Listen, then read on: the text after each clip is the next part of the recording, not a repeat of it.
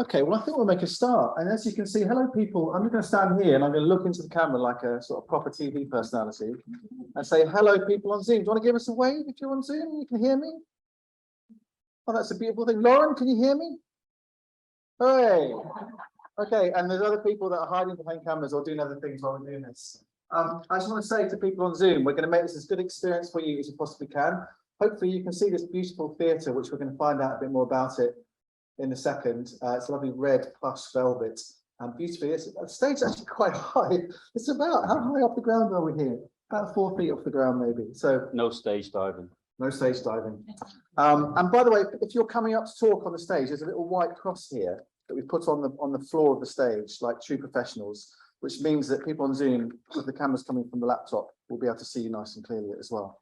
We've also got audience cam in the bottom, so if you see the little laptop, you wave to everybody can see you. See the audience there as well. Okay, so lots of friendship, and there's a Jill's cat has arrived as well, which is always a beautiful thing to see on a Zoom call. So people on Zoom, sometimes we'll be able to see you on the big screen. People on Zoom, sometimes we'll be able to see you on the big screen, and sometimes we won't be able to. So just be aware of that. Feel free to shut off your camera, or whatever, if you don't want us to see you. But sometimes we will see you on the big screen. Right, let's start. So my name's Tom Spates. Really nice to see everybody in 3 dimensions, isn't it? Doesn't happen all the time, but it's really nice today to do that. And I just want to say, we'll hear a bit about Rosehill, a bit of history about Rosehill, what it is in a second from Dan. But I just want to say up front, first of all, thank you very much, Dan, for letting us use your lovely facilities today for this meeting. The ambition of this meeting is to have a discussion about what's going on in Cumbria at the moment. And look at this question: does the Cumbrian arts and culture sector represent and serve all communities across the county? And if not, how can we do better? So we're just going to hear a few case studies, a few examples of stuff going on here, and then we're going to have a discussion about what else could we be doing in the county as well. Thank you very much for coming to this meeting, because I think we just wanted to see whether we could get people together into a room and also engage in those conversations that sometimes happen on Zoom, but sometimes happen less so. But actually, one of the points of this morning as well is just to give you a chance to network, talk to people, meet people you've never met before, or only seen in 2 dimensions, and just keep those conversations going and those connections going, because I think that's part of what the Arts and Culture Network does. I'm just going to go through the agenda for you, so you just got a chance to see what we're doing this morning. In fact, I'm just going to make this minimized so you can see a bit more of that on the screen here. There we go. Okay, so we're going to hear a bit from Dan about Rosehill. Kate and Liz Stevenson, that says there, from Theatre by the Lake, are going to actually start the conversation going. What do we mean by inclusion? We're going to hear from Caroline, who runs the Cumbria Deaf Association. Then a range of different people talking about what they're doing in their parts of the culture sector in Cumbria. We're going to hear from Matt, who works here. We're going to have a break. We'll probably have a break and then hear from Matt, actually. Then we'll hear about the brand new Creative People and Places project that's taking off in West Cumbria at the moment. And then most importantly, we've got 45 minutes at the end before lunch to actually have a discussion and see what actions we can actually make happen as a result of this meeting. And then Dave is going to play some fantastic tunes outside while we get a nice bit of lunch and just sort of decompress a little bit. So that is the plan for this morning. Does that all make sense? Any questions about any of that? Is that all okay? All right, okay. Dan, you don't want the microphone, do you? No. Tell us a bit about Rosehill and what a special place this is. And there's your white cross. Oh yeah, find my spot. Oh. Yeah, okay. Yeah, so welcome. It's really lovely to have everybody here in the venue. Yeah, Rosehill, obviously, a venue, as you can see, been around since the late 50s, was developed by a chap called Mickey Sackers, who had a silk mill just down the road and lived at the back, which is now an old folks' home, and decided to build a theatre in his back garden. So we had a lot of connections with Glyndebourne and the kind of Renaissance theatres of the day and design, costume design, and really wanted to kind of create a little bit of luxury, theatre luxury up here in Cumbria. So obviously the theatre has gone through many kind of incarnations through them, and many leaders, directors. We've got restaurants upstairs, design. About 2014, we closed for a refurbishment. Reopened again 2018. So what you can see now is the kind of shell around the building. So obviously the theatre itself has kept its original design, although unfortunately the silk on the walls isn't the original one. I think it came from China, and it's obviously kept that original design feel and kind of, you know, connectivity to the past, if you like. So we're obviously really proud of our past and heritage, but I've been in about a year, and I think one of the key things for us really moving forward is how we kind of develop as a cultural organisation. So whilst we've got this amazing venue, I think one of the big challenges for us is that actually we're on a big hill, you know, in the middle of nowhere, out of town, and actually for people who can't, you know, don't access transport or can't get up here, it's a challenge. So we're really looking at how we can make sure that we develop a program that has a really strong outreach element that connects into the town, into Whitehaven, and to the communities within Whitehaven. So my role really over the past year has been to really kind of forge those links with referral agencies, with charities, working within social prescribing, working with the NHS, working with the local council, and part of a kind of consortium called Well Whitehaven, which has a specific focus on an area called Myra. So it's really, really vital for us that we evolve, we change. Rosal has always had that engagement and, you know, that learning is part of what it does. But I think since COVID, we've come back into our shell a little bit, and I think it's really important that we get back out there. You know, we don't use the venue. It doesn't become an anchor around our legs. So it's really vital, and we continue to do that. But you know, we've got a vibrant program as well here. You know, we from contemporary theatre to comedy to music, we try and kind of cater for all tastes. Amateur dramatic, we have choirs performing here. We're also using it a lot for kind of conferences and venue hire, which, you know, is really vital to us. And as we move forward, we'll be looking to see how we can kind of develop some of our peripheral areas. We've got the barn over the road, which is in kind of restoration and repair. So that'll be a kind of next phase project. So obviously we're funded by the Arts Council National Portfolio. So we're just waiting, as I suppose quite a lot of people, for that next decision, and that will kind of determine how we kind of develop and shape our program. But yeah, we're really kind of passionate, and you know, as part of the team here, really want to make sure that we can build and grow and develop our connections more, you know, across the town and beyond. We'll talk a little bit about I'll talk a little bit about the CPP and the We Are Here program a little bit later. And Lorraine, we're a steering partner on that, and that's a kind of prime example of a program that, you know, is really important that we push and champion and we support as much as we can.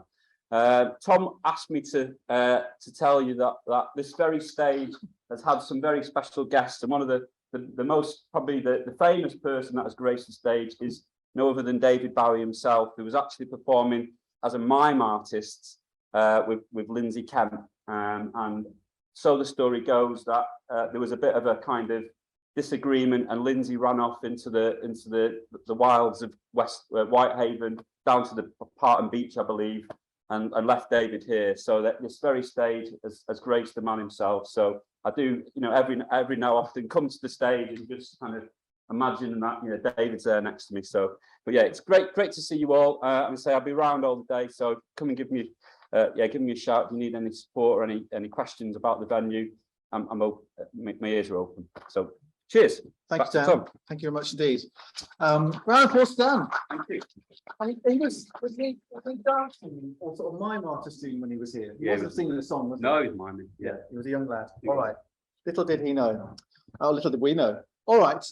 Thank you very much, Dan. Right. Well, let's just crack straight on. And we're going to go to the first item on the agenda, which is just a little bit about what do we mean by inclusion. So Kate, who is chair of the Cumbria Arts and Culture Network, and Liz, who's on the steering group and is also artistic director at Theatre by the Lake, are taking the long way round, because you could jump on the stage, not that I recommend it.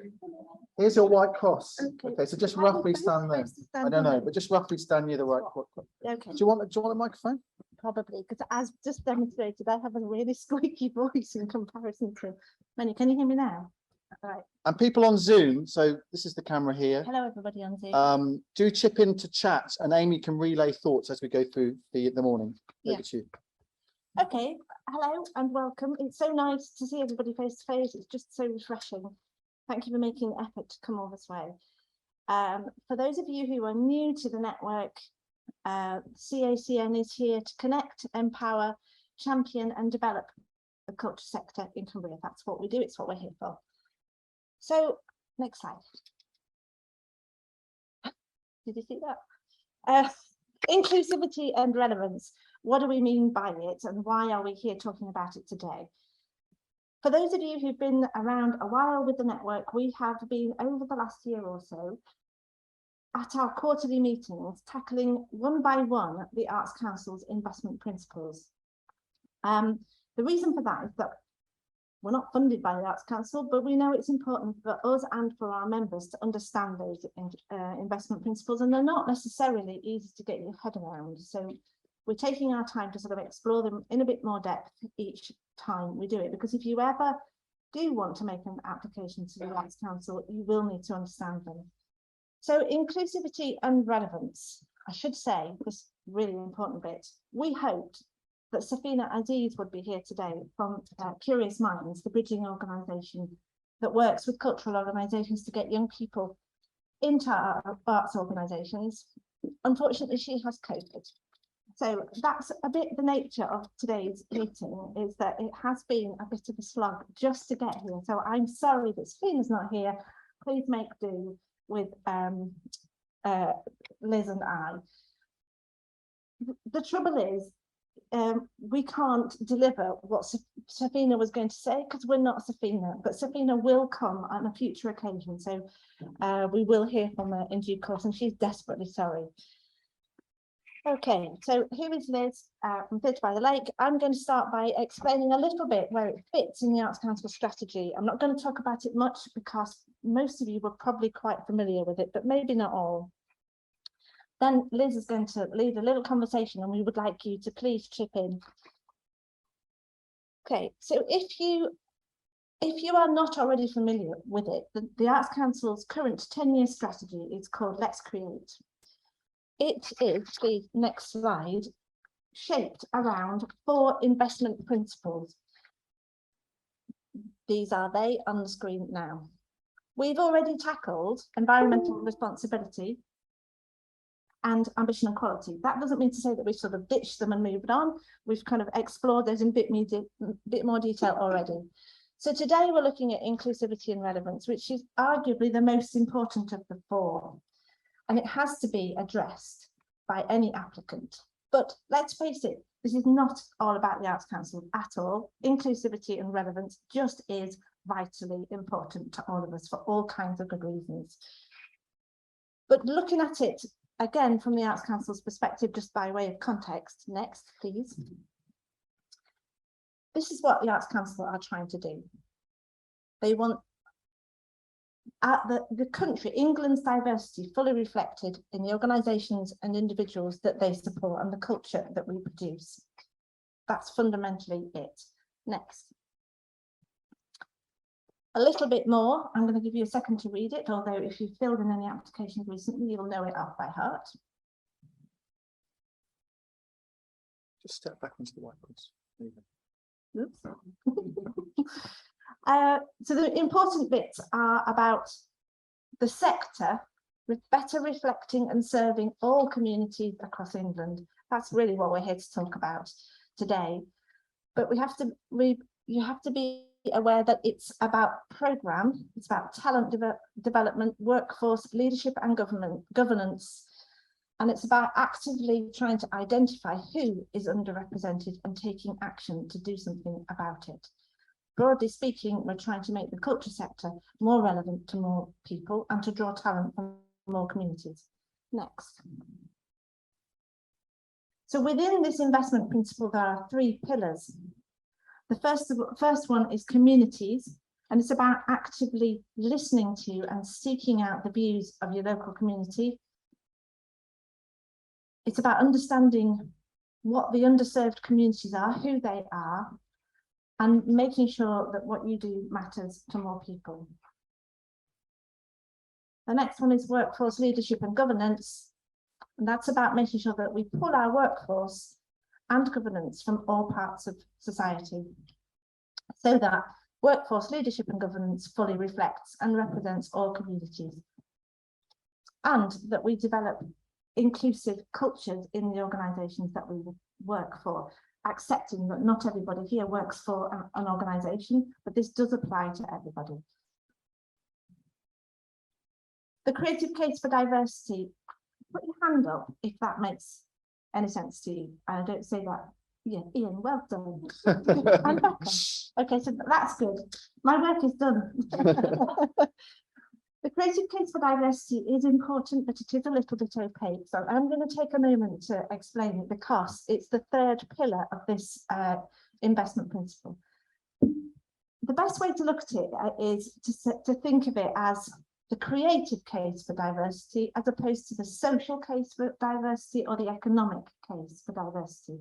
So it's all the creative reasons why diversity is important. And essentially, it's about making sure that the programs that we deliver, the work that you do, comes from the broadest range of people. And if we can achieve that, we make our programs richer, more relevant, more welcoming to a greater range of people. So it's making sure that the work that we put on, the work that you put on, is not all created by white, middle-aged, middle-class people, because that's only interesting to white, middle-aged, middle-class people. It's about drawing talent and creativity from the greatest range of people possible. Does that make sense when you put it in those terms? Okay, next. I'm going to hand over to Liz in just a moment because I wanted a little conversation to get the ball rolling about what inclusivity and relevance means to you. I just want to tell you what it means to me. It's something that I was brought up with. I'm the child of two teachers who worked in inner city Leeds schools. My mother was a music teacher. I just grew up knowing how important it was that every child had the opportunity to play in the orchestra or to sing in the choir or to go on a trip to see something. It's just something that was drilled into me, and it matters very, very much. When she died, I set up a charity to be able, a fund through the Community Foundation, to be able to support more people to make music in West Cumbria in her name. It's just something that I really, really believe in, and it's something that I try to bring to my job all the time, every day. What does it mean to you? Shall we swap? Let's do that. On the cross. Thank you. So what it means to me is, I guess, just thinking about this morning, I don't think I realised growing up how much I benefited from inclusivity, or you know, as a white, able-bodied person who had support from a loving family, was able to go to university and was able to progress my passion, which was theatre. I didn't really have that many barriers in my way. So I suppose it wasn't something that I was that aware of because I was privileged and really fortunate in that way. And then when I got into theatre, I suddenly realised, oh my gosh, there's lots of this that's not accessible and isn't very safe or welcoming. And I thought, well, if I feel like that, oh my goodness, people who experience many, many more barriers than I do must really feel that, you know, times 100. So that was when I really started thinking about it more. And then I set up my own theatre company with my brother in Chorley in Lancashire, where I'm from. And that was all about making work that was about the community in Chorley. And sort of when people would say, oh, theatre's not for me, trying to challenge some of the things that go behind that statement. And to this day, it's, you know, some of the best experiences I've ever had. So I really became passionate about trying to involve and include people in the thing that I love and that I'm passionate about. And then 3 years ago, I came to Theatre by the Lake, and I have learned a lot in that time about the barriers that people experience to engaging with us at Theatre by the Lake, and similar to some of the things that Dan was talking about. And I guess spending with the pandemic and the theatre being closed and having to think about the future of the theatre, inclusivity and relevance and everything that means, inclusion, diversity, whatever words we use, that is absolutely central to that vision. How can it not be for the next 3, 5, 10 years? So that's what it all means to me. But it's all going to mean something very different to each of you, depending on your lived experience. It could be something really small and day to day, or one encounter that you had with somebody or an artist or a company, or it could be a strategy or a vision that you've got or an idea that you've got. It can manifest itself in all kinds of different ways. So we just want now, maybe for 5 minutes, 5 minutes or so, to talk to the person next to you, or even if you want to move around and find someone that you've not met before, just take 5 minutes to just answer that question to each other. What does inclusivity, whatever word we decide to use, mean to you? So, and then we'll reflect back, and I think Tom's going to capture some of the things that you feed back to us. Okay, over to you. And if I can, yeah, thank you very much. I mean, if you're on Zoom, then just pop stuff into chat, please, if you're on Zoom, and we'll see how the discussion goes on Zoom, and then Amy can reflect back those thoughts in 5 minutes as well. So on Zoom, please take part as well.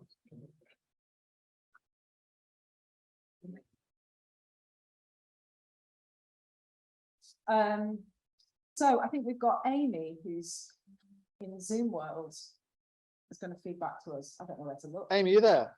I'm here. Yep, sorry, you were just briefly muted there, but yeah, I'll feed back some of this stuff that we've had in Zoom. So I put a little comment in there, which lots of people have picked up on, about the geographic, public transport and economic barriers, which kind of all link into each other. Lots of people have mirrored that. Helen mentioned that inclusivity in arts can mean the art itself, and the needs to be wanted and enjoyed by people living here.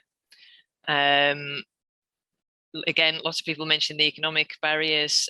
Becky saying, can you afford to risk money on something you don't know you'll enjoy if you've never tried it before? Let's have a look, what else have we got? Gemma would describe inclusivity and relevance as feeling both welcomed and represented in cultural spaces and having agency over access and narratives, and agreeing then about economic and public transport. So that's obviously a key theme that's popping up. And Jill, inclusion relevance was grounded to me when I was the head of a school in Brighton, where automatically the pupils were assumed to be not only stupid but verging on wicked. It was third headship, but the projection of local community fitted me too. So yeah, that's quite interesting, thinking back to things that happened to us at school as well, because those are sort of embedded about what we think about inclusion and that kind of thing. So Lorraine says, affordable, inspiring, exciting, speaks to and challenges me, offers different perspectives, invites me in, even if only as an observer. So that's I think I'll leave that there. Probably got more in chat, but I'll leave that there. Great, loads of great stuff there. Representation, welcome. What else is jumping out from that? Perceptions, and of course all the barriers that there's here. Affordable, yes, of cost, and increasing, you know, that's increasingly, you know, with the way the world is at the moment and the cost of living crisis, more of a concern for all of us, I think. Over to you. Anyone want to reflect back on your conversations?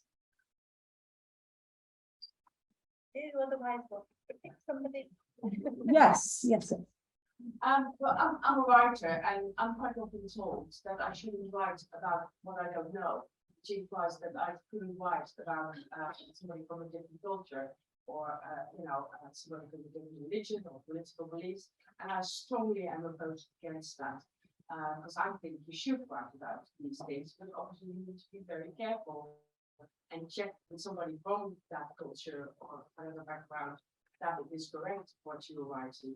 But I think if we don't write about this as a middle-aged person, white person, where are we? We do need to do that. We do need to do our research. That's really important. I think that's a really interesting point. I'll just feed that in case anybody on Zoom didn't catch that. So as a writer, often being told that you can't write about things outside your lived experience, as a white middle-class writer, you know, should you be writing about other cultures and other backgrounds? I think that's a really, really interesting point, and it's kind of a very complicated, very knotty issue. And certainly in theatre, it's something we talk about quite a lot. You know, as a director of a play, should you be so, you know, if the content of the play, do you think about having the right director to fit that play? But the far extreme of that is that for me as a theatre director, I can't direct anything that's outside of my lived experience, and that's very, very limiting. So it's an important issue, and it needs looking at, and you've got to think about representation, and you've got to think about mindfully and sensitively, collaboratively engaging with these issues and different people and listening. But it's very, very hard if you take it to its far extreme. I think that's just my opinion, but yeah, that's a fascinating point. Anyone else? Yes, the back. I just talked about how our cultural environments can be unintentionally hostile. How our cultural environments can be unintentionally hostile. Yeah. Do you want to speak to that a bit more? I was talking about my parents and how even they were Cumbrian, they grew up, they based their family here, and how an environment even like this, they would feel incredibly uncomfortable in, for a variety of reasons. Are they wearing the right thing? Are they speaking in the right way? Can they use the right language? Are they, just it's a scary experience. Yeah, absolutely. So are these environments in and of themselves inaccessible? Yeah, great. Yeah. It's just an observation really about categorising people. And I mean, the Arts Council application process, for example, encourages it to some extent to categorise people who might have difficulty with access in whatever form. And actually, we need to remember that that's a group of individuals who all have very individual needs, requirements, and wants and desires. So I think there's merit in making sure we engage with individuals while we're designing, planning something, rather than making any assumptions about particular groups of people. Yeah. So the dangers of categorizing and perhaps stereotyping or making assumptions and not understanding the intersectionality and individuality of people.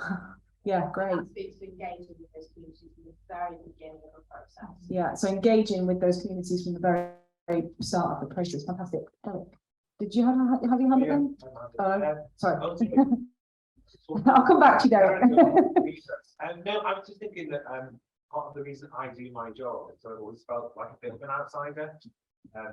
And so being inclusive is really important to me. But it's kind of even within the cultural sector, making that in itself inclusive for your colleagues. So what I hope that I do leadership team to try and make it more inclusive for our staff.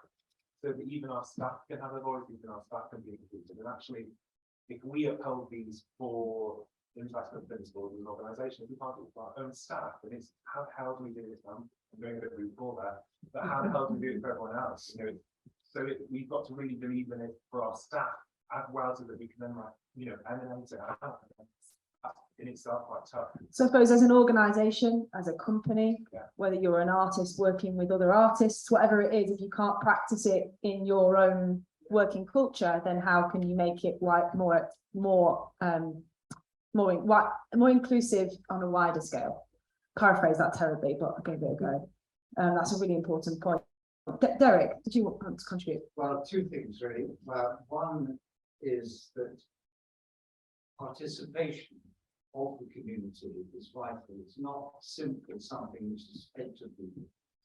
And the other point is that making people feel included, making them comfortable to participate, should not remove the vital element of challenge, because part of the point of the art surely is to challenge people's perceptions and to bring them on to look at things in a different way. Great. So there's two things to that. The first was about not sort of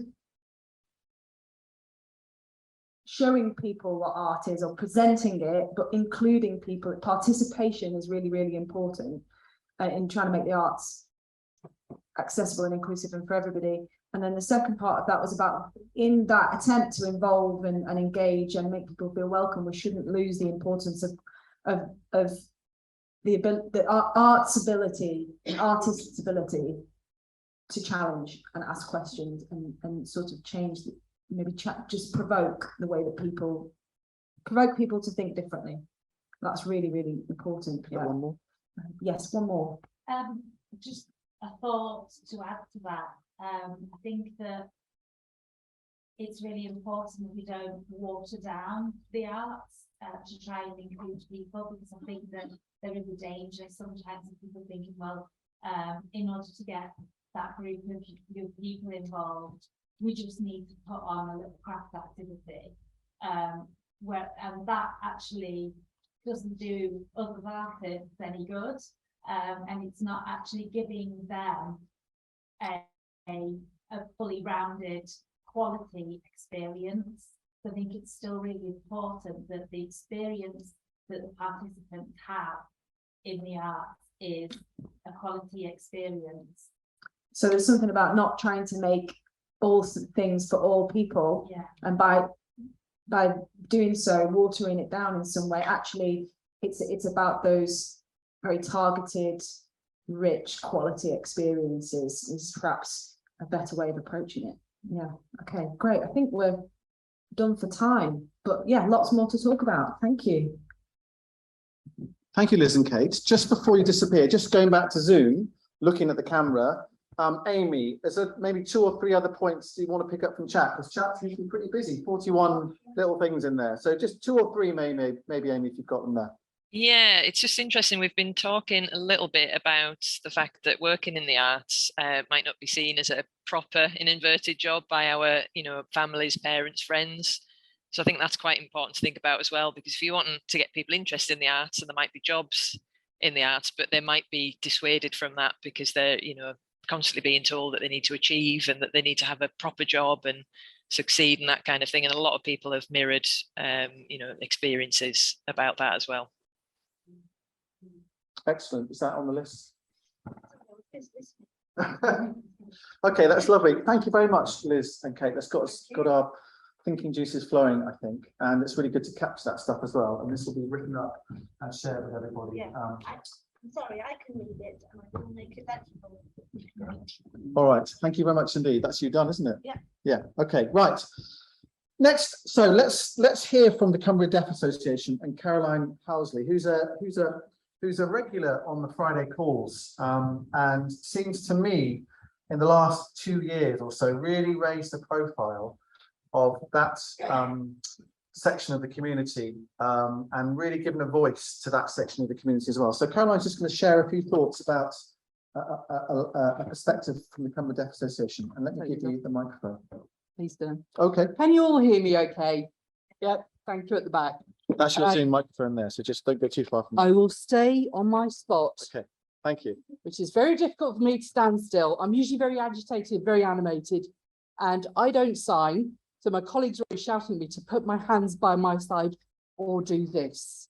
And I hate it, and it frustrates me hugely. I'm not here to celebrate anything with you other than success today. I want to share the good things that have been happening. What I will do is, afterwards, I will send Tom, here are some things you can think about for the future. Here are some ways you can make your venues, events more accessible. So let's just focus on some good stuff right now, okay? Because we're all doom and gloom. There's lots of unhappiness in the world, and we're always being told at the moment, we're not achieving. I want to celebrate. Is that okay? Yeah. Great. Let me get my book. Page 1. As Tom said, I've been around the Arts and Culture Network since he walked into a shop in Carlisle last September. He walked in, wanting to go to the upstairs offices. We ended up having a chat and introduced ourselves, started having a conversation. I was then invited to join you last December on one of your calls to talk about what it is to be deaf, what it is to be hard of hearing, and how you access things differently.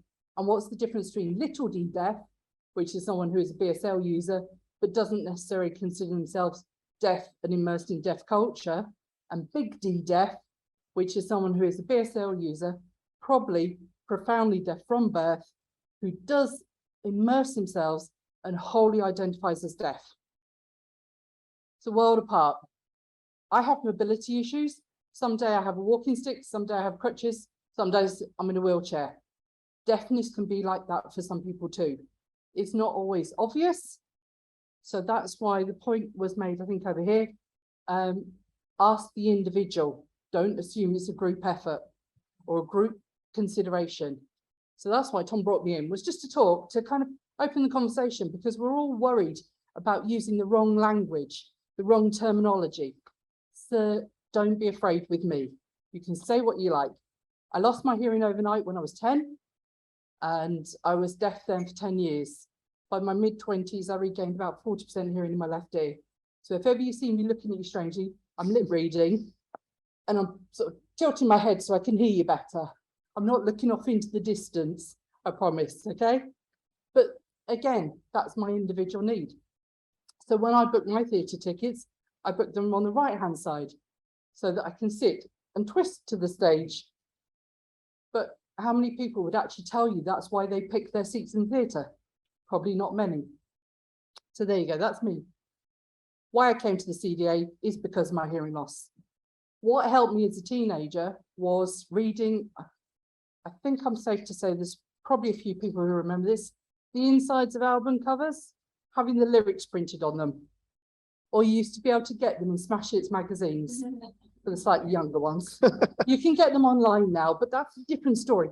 When I was young, I used to read the album covers, listen to the music for what I could feel of the music, watch the artists on Top of the Pops, and that's how I learned to lip read.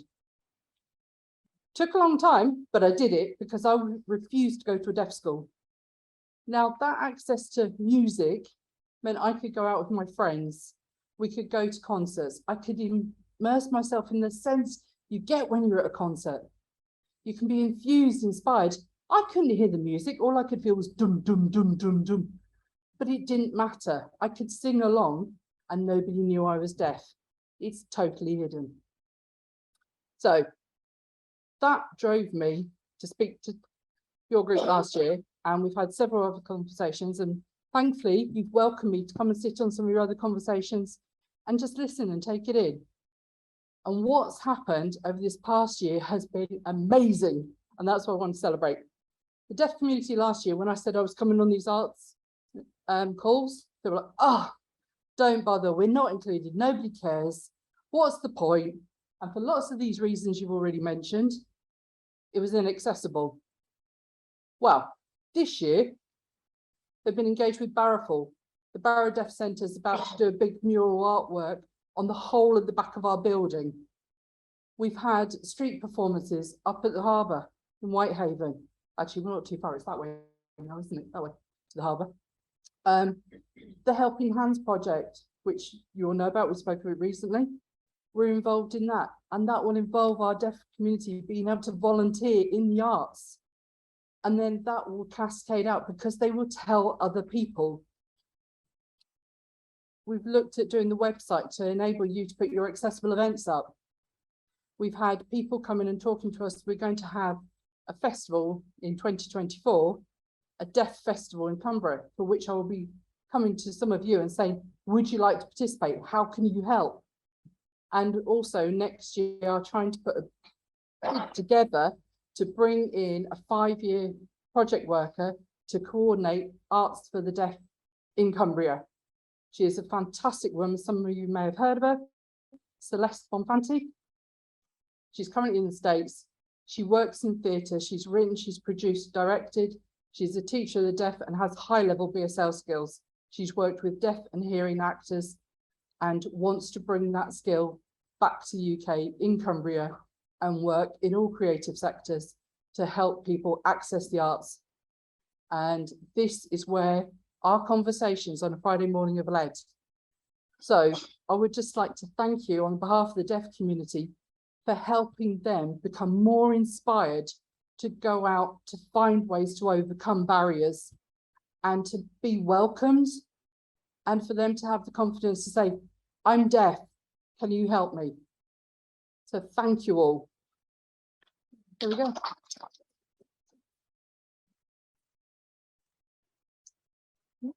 Thank you, Caroline. Just Sorry. can I ask you a couple of questions? Yeah, sure. Yeah, so if I just come a step here as well. And so the festival that you've got planned for next year, you know, just tell us a little bit more about that if you can at this stage, because there'll be lots of people whose ears will have picked up at that, I think.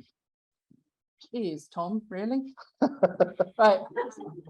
Indirect You know what I meant. discrimination. Yeah, but, yeah, you know. yeah. I'm ashamed of myself. I get my coat. But that's terminology, that's language, that's how we use it. Why should we have to change? Why should we have to moderate and adapt? You know, earrings, I wear my earrings, that's fine. This one's just purely on this ear because it decorates it. This one actually, I can't wear a dangly earring on this one because all I hear is the crackle. Yeah, you do think about these things. Anyway, the Arts Festival is going to be a 3-day event next year, and then we're doing a week-long event in 2024, and there will be deaf poets. We have 2 really well-known deaf poets in Cumbria. We'll have deaf musicians, we'll have deaf artists, we will have tactile and immersive arts. And I'll be looking to ask some of you if you want to participate in it, in doing an exhibition, because deaf people love colour, hence you'll never see me wearing black, because they are drawn to colour, it inspires them. If you can't hear the world, you navigate it by smell, touch, and vision. So you have to elevate those elements of what you do. So that's what this festival will be about.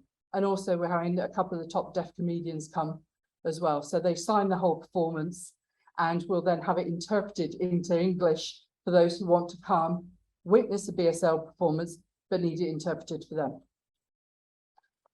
That sounds great. The lady who lives in Austin, who I think is one of the deaf poets you're talking about, her name is just escaped me. It's on my notebook. She is Josephine. Josephine. Thank you. Yeah. She's judging the Borderlines Poetry Festival, poetry competition this year. And her poetry is amazing, but she lost her hearing at 6. Yeah. So she had a small element of language, but 6 years old, our language skills are not developed enough to carry us, but she worked really hard, much as I did, to ensure that your language developed as age went by. Okay. Any questions for Caroline while we've got her about anything that she I'm said? here all day, don't worry. Yeah, or anything on Zoom, Amy, from, just so I can see my head. Anything from Zoom, Amy, that's in chat? No questions for Caroline. No. There you Okay. go. All right. Yes. Just 2 weeks, so I'm at the North County, and I've used the things that I put on. Are there more people training in BSL now, and are there courses in Cumbria? So good practical. That was really lacking. I am going back every 3 or 4 years before the pandemic. So for people on Zoom, are there more BSL interpreters in Cumbria now, and is there training for them? We have 3 fully qualified interpreters that we use. We have 3 who are trainees, which means they can't do medical or legal work. Much like trainee doctors or junior doctors, they can do most things, but there are a few things they can't do. And we are also working to do development days for those students coming through. And from next September, we will be having 2 apprenticeships that include training BSL all the way up to level 6. But it can take 6 or 7 years to acquire that level to become a qualified interpreter. So it's not an overnight thing. There aren't any face-to-face courses other than level 1 being run in the county at the moment because of the size of it, but we are working with 2 out-of-county providers who deliver online training, but they do it specifically for Cumbrians because our Cumbrian signing dialect is different from Newcastle, is different from Lancashire, because BSL has a language all of its own and regional accents. So we're trying to find someone who can work with us in our own language, but there are 6 interpreters now that we have on our books, and there will be more by the end of next year. Yeah, I know there's a number of people talked about. So where does the level 1 take place? Where does level 1 take place? Yeah, the level 1 is being run by an organisation called New Hope, and that's in Whitehaven, and they are looking to one run in Carlisle as well, as soon as they get the right numbers. Okay. Something personal I was going to ask you then about. It's really nice to hear that you feel you've connected with people in the network. That's fantastic to hear. Yeah. And it's lovely to celebrate that as well. Did you have your hand up? Yeah. Yeah, I just have a quick question. Sure. Can you book, as an arts organisation, can you book one of your interpreters to sign an event? Yeah, you can sign an event or we can sign films. We've done it for, I can say it's Telly House. We've done some work for Telly House. We do the filming against green screen. You can then drop that into your, so whether it's an advert or it's in a story or it's a storyboard within your venue. So we can do that, or we can do the editing, the green screen. But yes, we can do interpreters. Last year, the team went to do the Geese Festival in Dumfries. If any of you have been there, they were actually walking around signing that because it's a mobile story of the histories of geese in Dumfries. So there's poems and stories, and our interpreters had to walk and sign at the same time. Can you do a goose? No, I No, don't. okay, right. No, definitely not. But our interpreters, they go on the high ropes. They've done safety videos for the Go 8 trails, and they have to walk every single part and do every single jump and sign. So they're not afraid of anything. Don't worry, they'll do it all. So you know, I know we had a conversation when I invited you to come here today, and there was possibly going to be a couple of people from the deaf community who were going to sort of, for various reasons, they didn't come. Should we have done more for this meeting today to make it more accessible to the deaf community? If you don't put it out there in BSL, people are unlikely to come. So when you do your advertising and promotion, there ought to be something in BSL, and that's not just me trying to promote our business, because deaf people won't come, much like the dress code issue we had raised. If they don't know what to expect, they were unlikely to come. When we worked with Barrow on their diversity festival, I think it was, they had the colour being thrown, the colour bombs. We had to let the deaf community know beforehand that they might have things thrown at them, or they might have people jumping out behind them. Because if you're deaf, you don't know what's going on. If you suddenly have something thrown at you, you think it's someone attacking you because you're used to having that kind of abuse. So it's about preparing people of what to expect, which does echo things on there. Okay, lovely, thank you. Any other comments or questions from the floor? Derek? Could you explain how Makaton is? Could you explain how Makaton Makaton is fits in? it's another language. Makaton is a more, it's akin to science supported English. So if you say sun, you'll do that, that's the sun. Whereas in BSL, sun is that because the sun shines on you. Makaton is a version of language that's used largely for people with learning disabilities who would not have the capacity to learn the breadth of BSL. So it's a much simplified language. So if you were talking to a BSL user, they would not understand Makaton and vice versa. One of my granddaughters uses it. Yeah. She has Downs, but I just wondered whether it's a sort of stepping stone to BSL. Oh, it certainly can be, but then speaking English can be a stepping stone to learning BSL.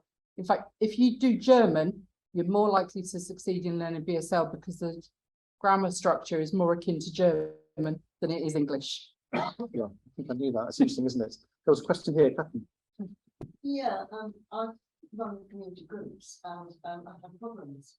People wanting to come along, we're having that kind of thing, but who have never learned sign language, but are profoundly deaf. And it's a total barrier, and I could not find anywhere in the country that taught adults British Sign Language. So question there saying, Catherine, runs community groups, try to find people who can do sign language, because lots of people that come that are hard of hearing or deaf don't actually have sign language as one of their tools. And that often comes down to economic factors, because if you're an adult who becomes deaf, there is no funding to teach you BSL. If you're deafened in the workplace, you may get some payout from your employer, but your first thing isn't, I must set some of this aside to learn to sign. Or there are some deaf people who just refuse to learn to sign because they're not deaf. That's who they are, they don't need to sign. And there's no funding to teach adults, much as there's no funding. If you're a parent and you give birth to a child who is deaf, there is no funding to teach the parents how to sign and communicate with their child or the siblings. So lots of this is the economic barrier. And it's one of the things we're looking to address. We're coming up to our 130th anniversary, and we're looking to create, what do we call it?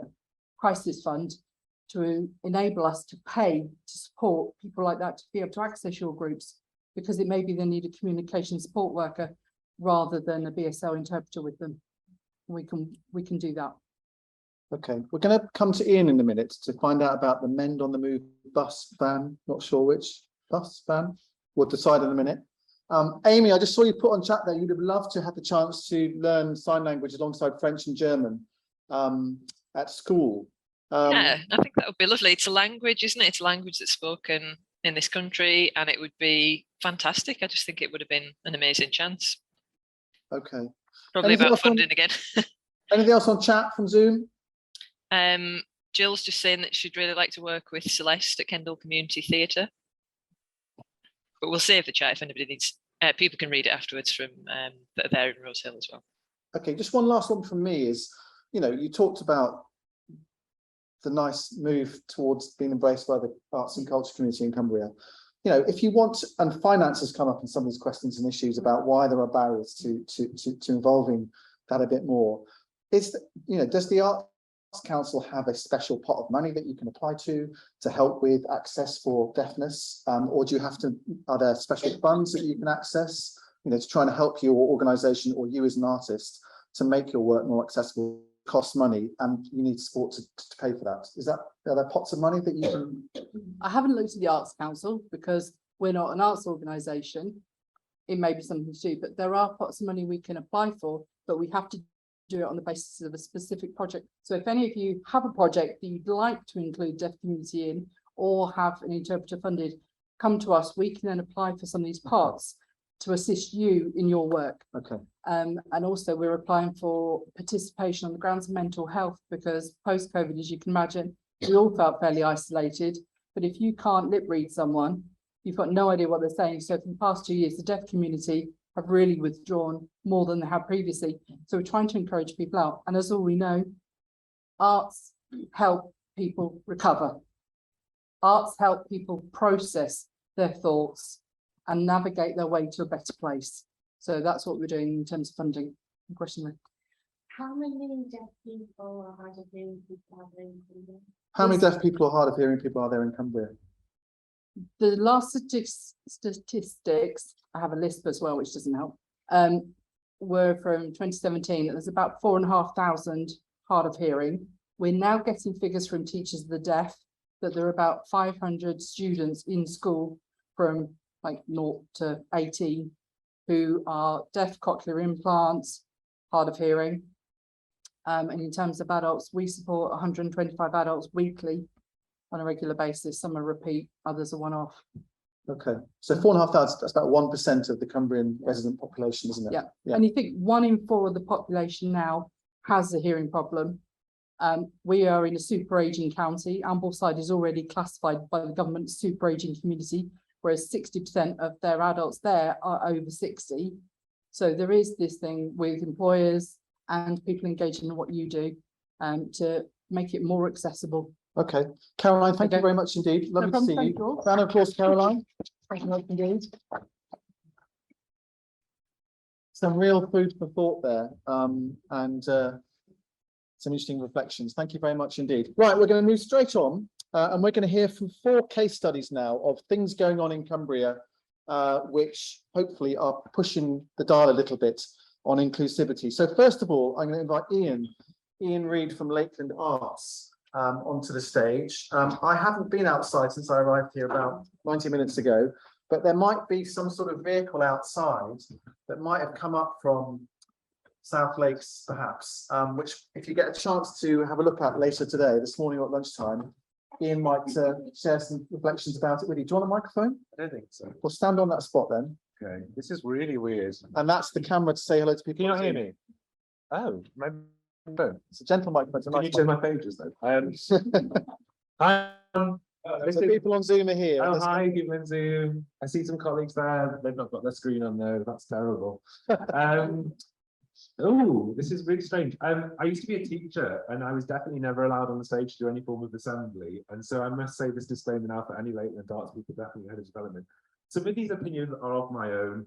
And when I've been asked to talk a little bit about MEND, and then I'm going to discuss or very briefly talk about does culture set to represent and serve all communities in Cumbria. That's definitely my own opinion and not of Lakeland Arts. So I must say that.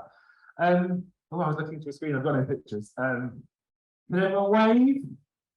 The participation. Can they even hear me? Yeah, they can. Can you all wave? Yeah. Okay. Sorry, Zoom World. And also here you can wave as well. So I'm head of engagement and content, which is a terrible title for Lakeland Arts. So I head up the participation and learning team, and Amy is here today, and also the curatorial team. All of the stuff I will talk about is there, you know, what they do and not what I do. I just kind of front it. So the van, it's a van, it's not a bus. We can't take people on trips, but it's definitely a van. And it's been my ambition in the culture sector to always buy a van, always get out and see people, because that is one of the barriers. But it's finally happened, which I'm quite excited about.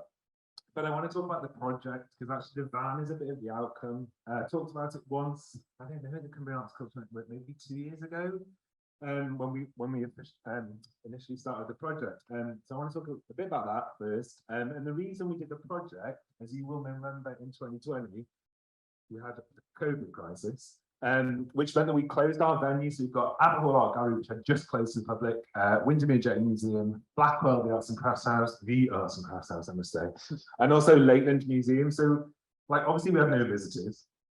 All of the staff except the leadership were furloughed. And so really there was no way of connecting to anyone. And, you know, and this is not me talking for Lakeland Arts, but, you know, I was in a Zoom with just people from leadership team meeting, and like, those conversations can get quite stale after a while, and really you don't know where to go with those conversations. So the programming team had always had a bit of an ambition to connect to communities. We've all, you know, we really want that, and sometimes it's not really that easy when the core purpose of a business is to try and make money through admissions, and that's one of the things that we will always get coming back to us, is how can people afford to come to the museum, and it's tough, and I don't have the answer to that. But we do want to broaden our horizons. We do want to go and see people. So there was really here an opportunity for us to do that and to think differently. Kate, who's our head of partnerships for CNC, which includes Tully House and Wordsworth Grasmere, we had like a quite nice thing, didn't we? With a facilitated guide. Somebody came and helped us talk, didn't he? It was like really cool. It was called Patrick. And he helped open our eyes up to the possibilities of culture, which was amazing. So we don't really thought about it. And it was quite nice. It was like, well, here's an opportunity to throw things out the window and try and do things differently. And although I wasn't allowed to talk to, I was then head of participation, and I wasn't allowed to talk to our team because they were furloughed. And the rules were you couldn't talk to people because that meant they were working. But we had like a cheeky WhatsApp group, which we still have, and we often mute each other on that group because sometimes it's irrelevant to work. So we just had this conversation about what can we do, and as a participation learning team, which Sarah was once part of, we had created a bit of a vision, and we had 5 things we wanted to do, which were support creative ambition, champion the community, celebrate identities in Cumbria, go beyond the building, and develop people for people, with people. So quite lofty, and none of that involves really like people coming to the building.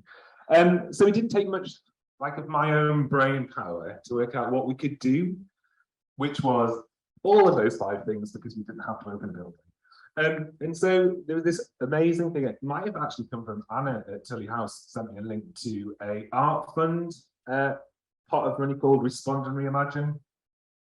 And actually, I think Julia on the screen there probably helped write part of this application. Certainly I didn't write it.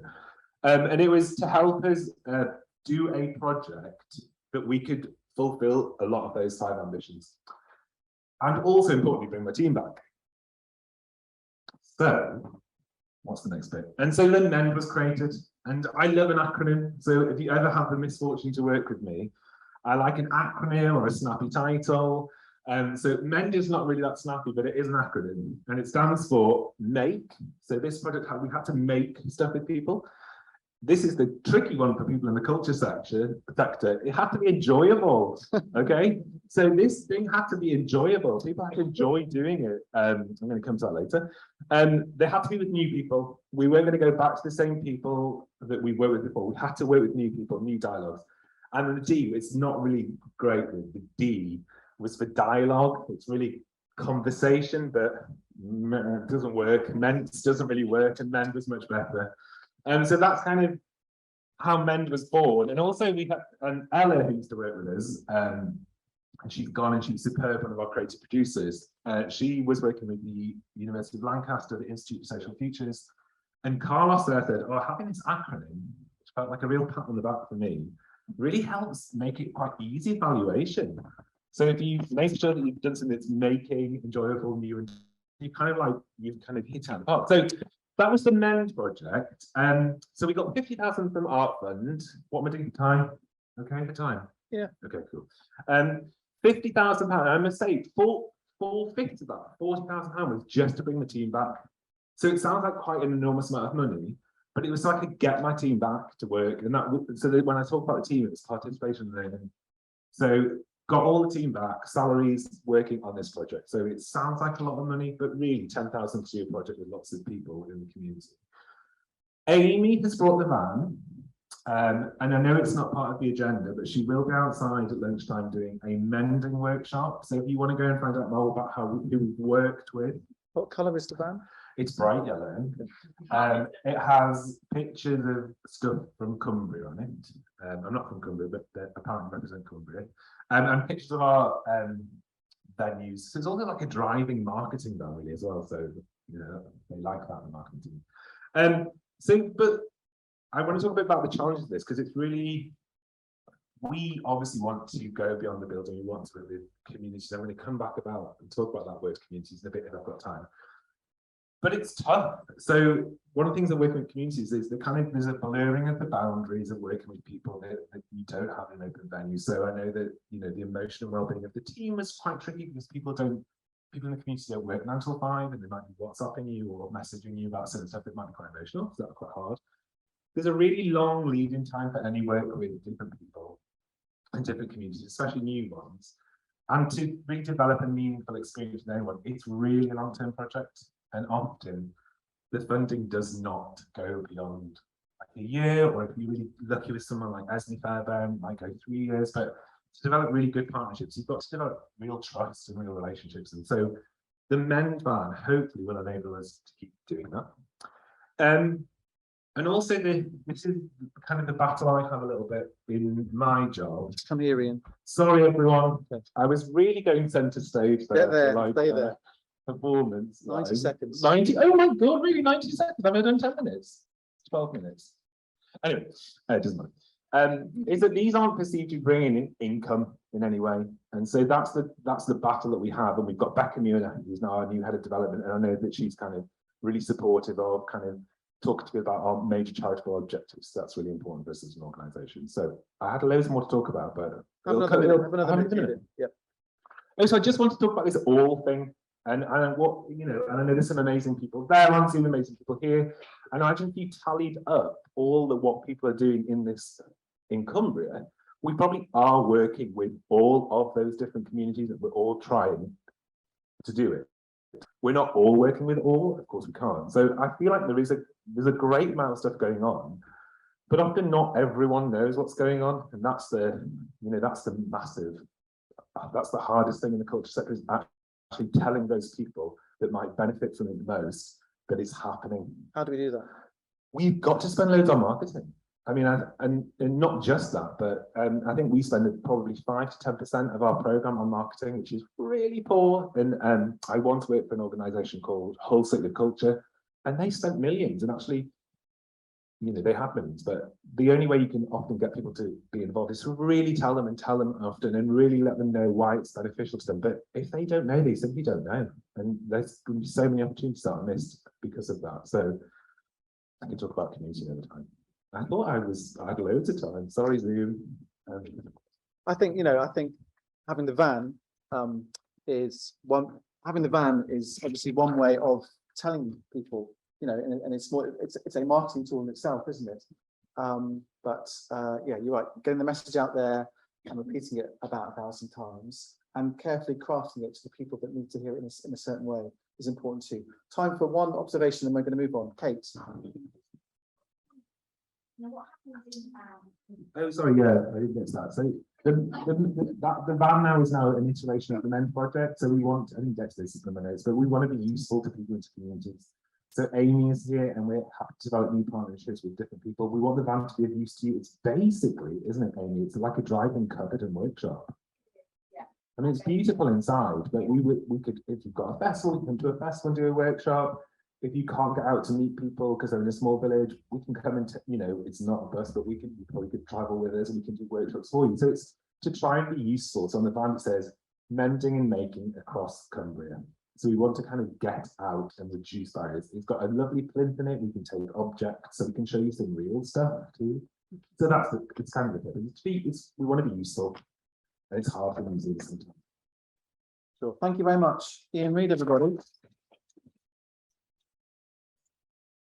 And as Ian Tavron said in the message there, stakeholder management is part of the comms exercise as well. So think about who the people that are invested in your project in lots of different ways. They're an important part of the comms exercise as well. Right, let me introduce you to Marion Hines, who is with us here, Hines with an S on the end, who's from the Cumbria Music Hub, is that right? Yes, correct. Yes, quite new to that? Yes. But I'm going to save that bit for an intro. Okay, right, I'll show up then. Steal my thunder. Ladies and gentlemen, Marion Hines. And that's your camera for Zoom there. Thank you. Hey, everybody on Zoom. Can you hear me at the back? That's great, because I do have two hands, but that'd be great. And hopefully you can hear me on Zoom. So I recently went to a conference about inclusivity, and one of the things that we had to do in a little group was an inclusive introduction, which I've heard a bit on screen, but because a few people have got their cameras on, I'd like to introduce myself as Marion Hines. I'm about 6 foot tall, size 8. So clearly that's a lie. And it's made people turn the cameras on.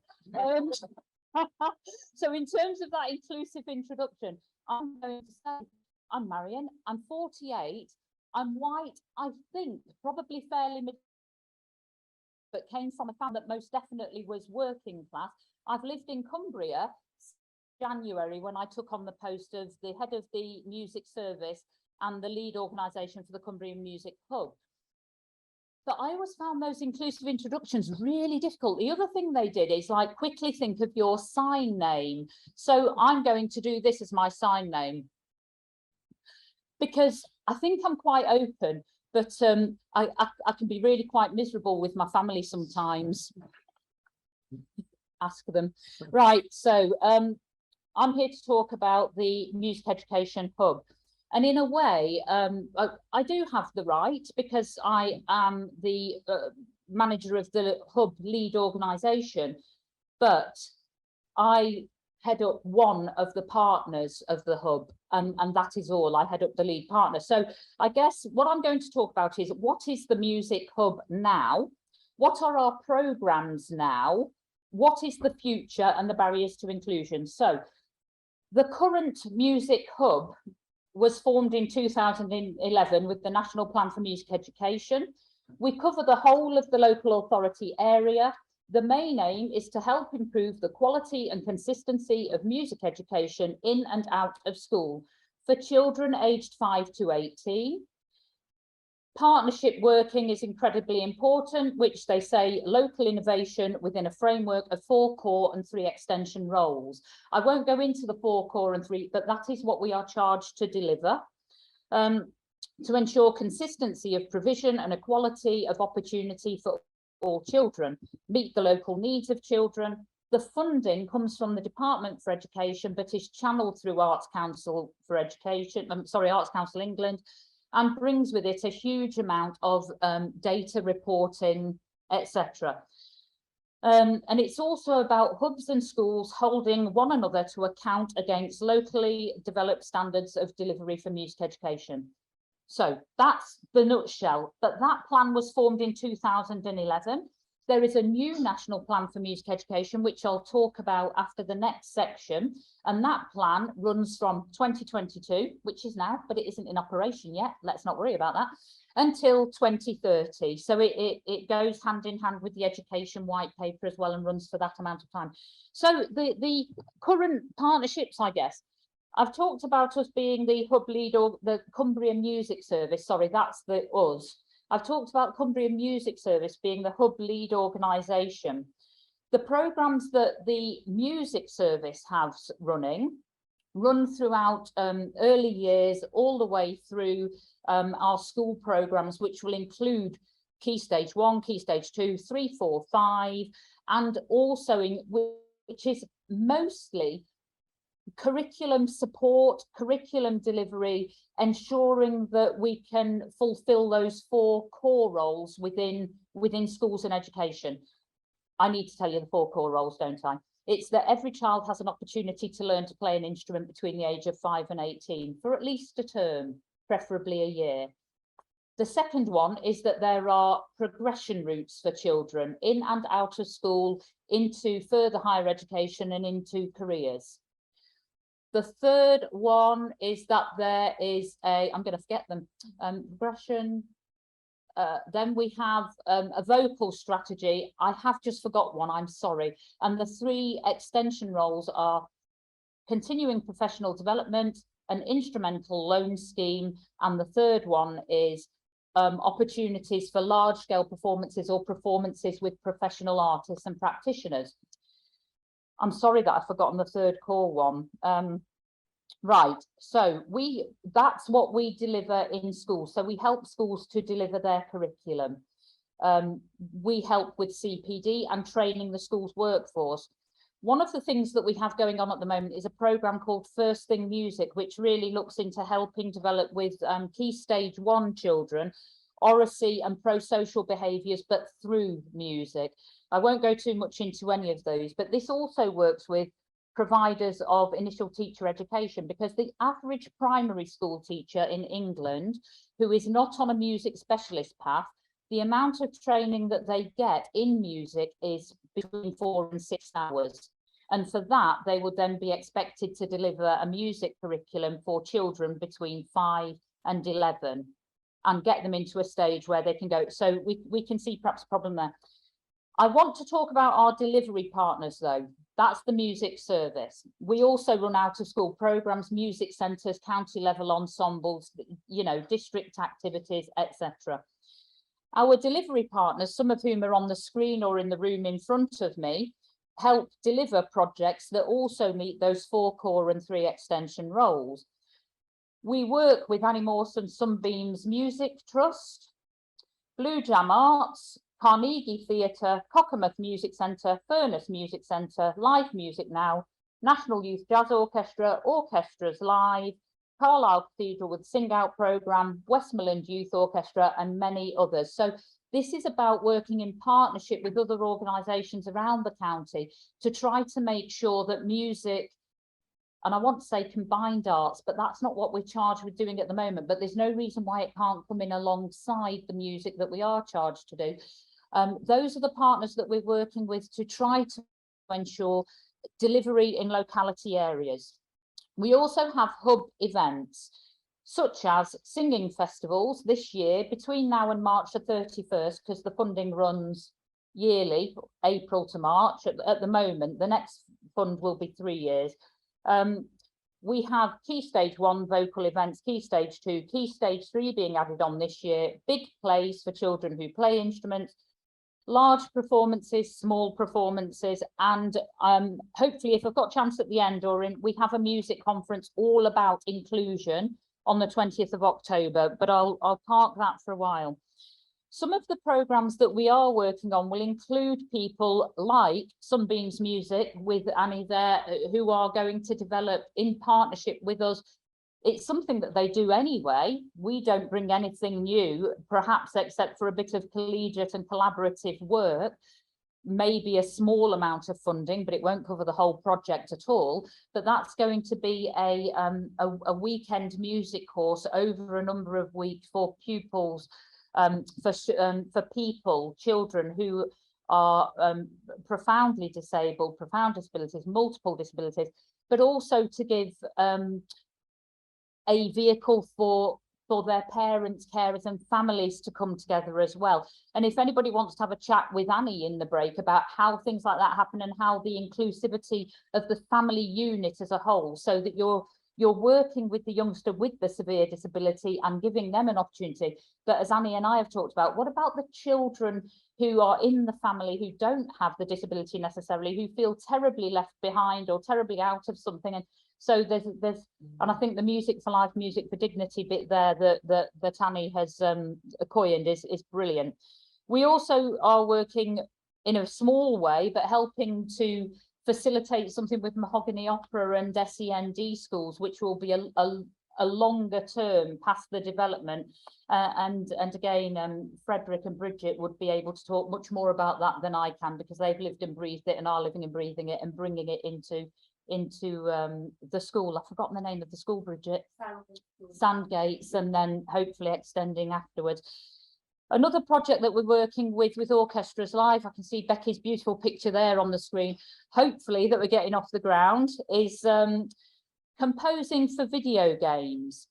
That will hopefully bring into Key Stage 3 and above, composing into an amazing creative industry of video games, something that children know much more than I do about, but this is a massive industry and one that we can really help to develop within Cumbria.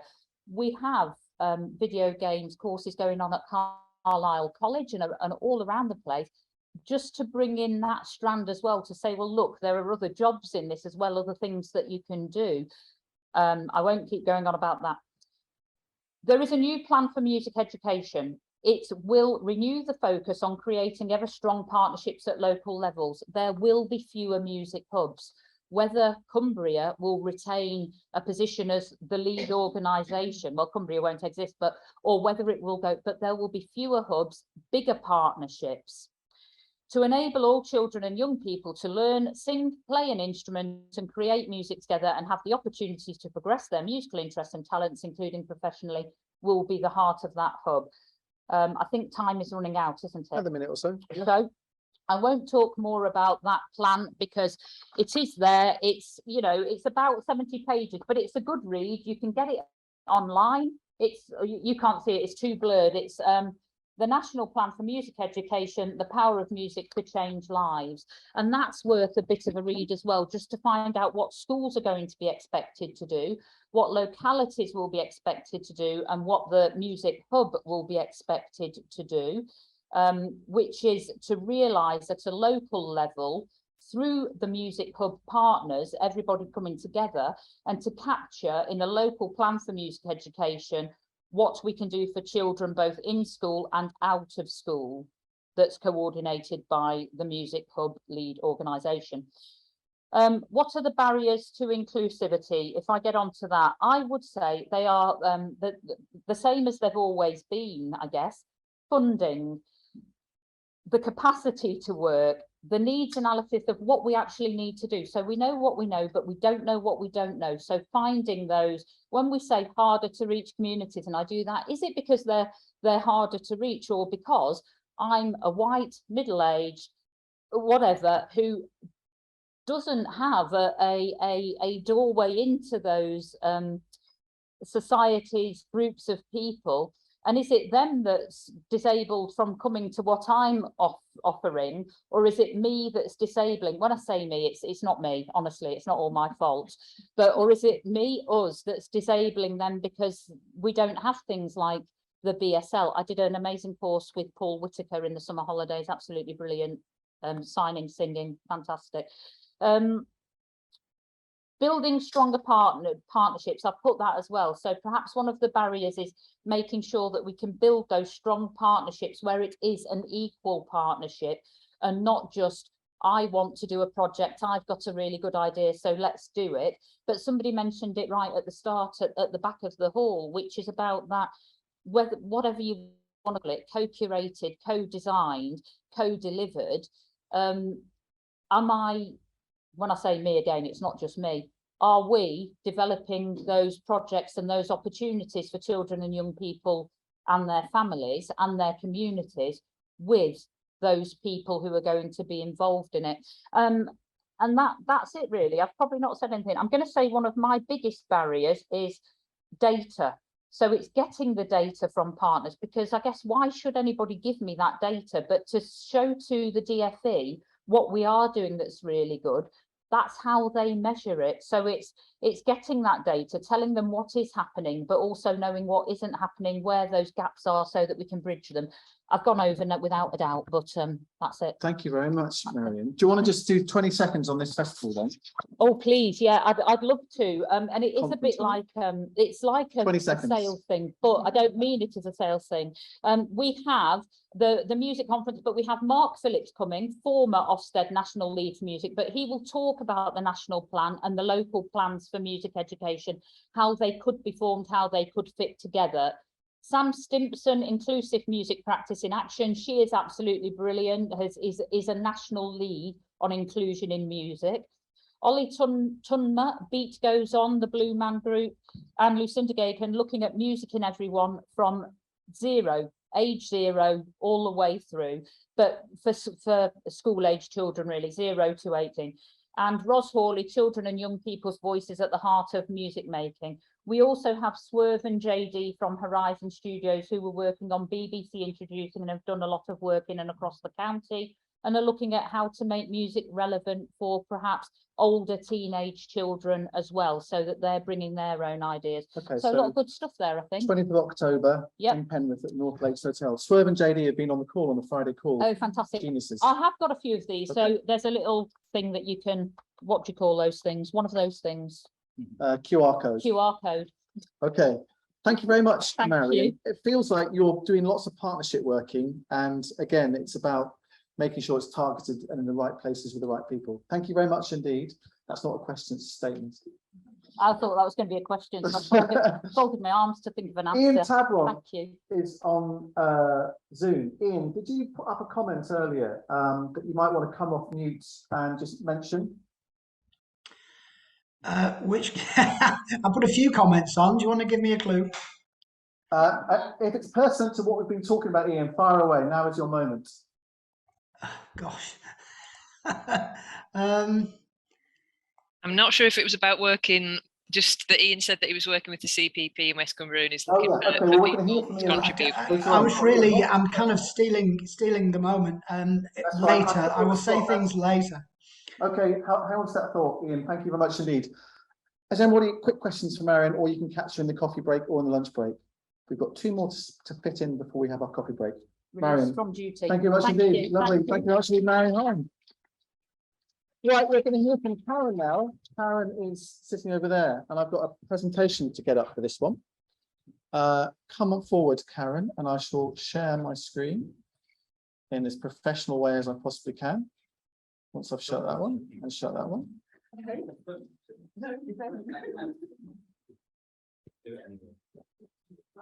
There we go. And there's a bit of film in there, so I'll make sure sound is on. Karen, while I'm just getting this up, would you like to? Oh, I'm just going to run it from here. No, you run it from there. My Yeah. printer got knackered this morning, so unfortunately I don't have my notes with me, and it's not all on there.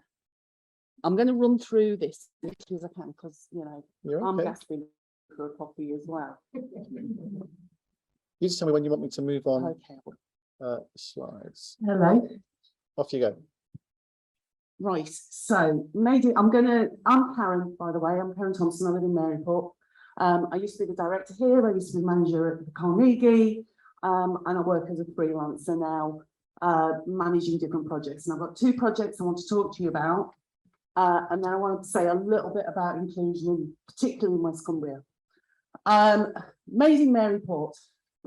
Amazing Maryport has grown out of the cultural consortium that was put together to respond to the Heritage Action Zone that Historic England has in Maryport. And it's a collection of cultural organisations based in town.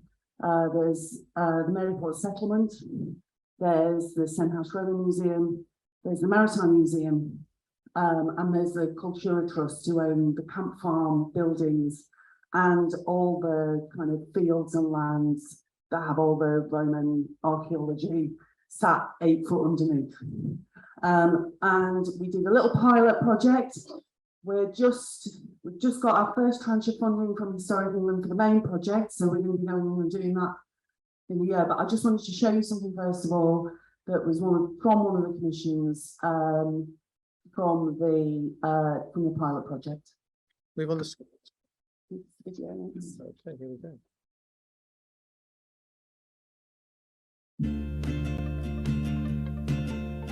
Salt pans, limestone, quarries and coal, long street roads for a Roman soul.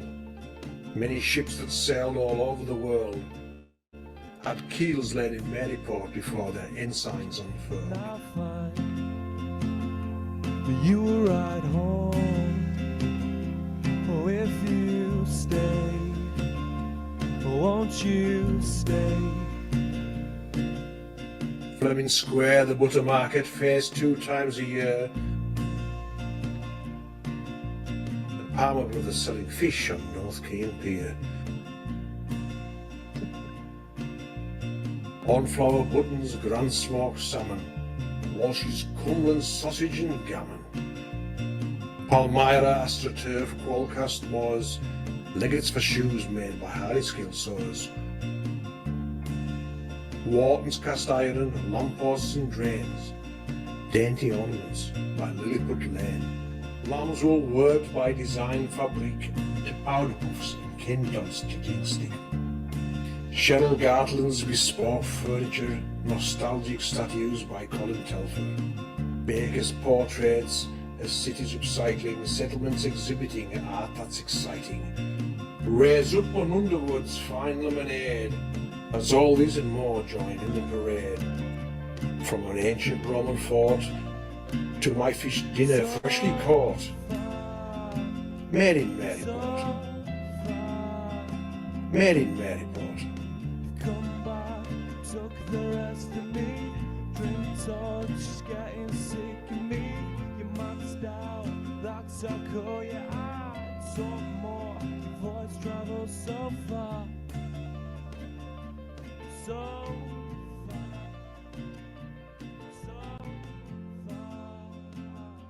I should say that all of the pieces of that little piece of poetry came from a Facebook thread and was weaved together in a delightful way, actually, by Steve Wharton, who was commissioned to do that film, along with some others. So very quickly, because again, you've got coffee. Made in Maryport's a place-based project celebrating stories, heritage, and the people of Maryport. It's going to be a programme of cultural activities and interventions across the next 18 months. We've currently got 70,000 secured from Historic England. We've got 30k plus coming from Allerdale. We're getting our own premises in the town centre, and there's going to be commissioning opportunities, artist development and organisational resilience projects throughout that programme. And if you want to talk to me about it or learn any more about it, then I'm going to be around all day, and my email is going to be up at the end of this presentation. Next one. My other project is I'm currently working as the development manager for Frame, who are the West Cumbrian Cultural Education Partnership. And some of you know intimately, Kate, Marion are on our steering group, what Frame does. We've had a little lull in work as funding ran out on one tranche of work and then came to another. And my predecessor left and I came in June. Can you shift on? Yep. Thank you. So Frame's mission, its vision is that all children and young people in West Cumbria will experience and participate in high quality arts, culture and heritage. We cover Allerdale and Copeland. Currently, we sit under the umbrella of the music service in the sense that they act as our accountable body. We're unincorporated currently. We're funded by Arts Council through Curious Minds, and our plan is to become a CIO in the next few months. And we're looking at the strategic development of the cultural offer for children and young people in Allerdale and Copeland. That's schools, cultural organisations, freelancers and youth organisations. And we've got a couple of projects that are coming up that I think are really great. So we've got Curious Citizens. So Curious Minds and ourselves working together and we're going to be developing a project with Key Stage 3 pupils, that's 11 to 14-year-olds. We've got 5 secondary schools on board, that's Nether Hall, Workington Academy, Whitehaven Academy, St Benny's and Whitehaven Academy and Cockermouth School. Each school will identify 20 culturally disadvantaged young people, and I should say that the teachers or club leaders will go through training through this autumn term before we start delivering this project in spring and summer next year. So they will have 20 culturally disadvantaged young people from each school. So that's 100 local young people in Allerdale and Copeland will be experiencing this. And they will go through a process of researching, budgeting for, and choosing 5 cultural experiences to experience or participate in. and it is their choice. They do the research, they decide what they're going to do. There are certain challenges they have to meet along the way. They have to do something they don't think they're going to enjoy. They have to get public transport somewhere. They have to do something where they participate as well as watch. But generally, on a general scale, it is in their own, the budget is theirs to spend, and each group of 20 kids will get about £6,000 each to develop those 5 different experiences. We're also then doing Leading the Arts CPD course, which is a modular arts leadership programme for teachers to develop their schools' arts and cultural offer. That's going to be running from October to March for teachers in all settings. It's free to schools in Allerdale and Copeland on this particular cohort. And the topics include leadership and management, action planning, arts policy, effective communication and advocacy, evaluation, partnerships, equality, diversity and inclusion, and careers and employability. And the key date for cultural organisations, if they want to be involved with that, will be Thursday the 9th of February, where we'll be doing Meet the Arts organisations with that cohort of teachers. We've currently, and with the closing date is until this weekend, we've currently got 15 teachers from across Allerdale and Copeland signed up onto that. So that's 15 different schools. So we're also, in our other work, we're going to become that CIO that I spoke about earlier. We're also looking at a more strategic youth voice project to enable young people to be able to make their views, their needs and their wants known to the cultural sector. We're looking at broadening our governance around, how organisations and West Cumbrian cultural organisations specifically are represented and can feed back into us. And we're business planning and looking at long-term funding for BRAIN. Well, there was my email. There's my email. And then I've just got a couple of notes that I wanted to do and speak a little bit about inclusion while I've got the stage. I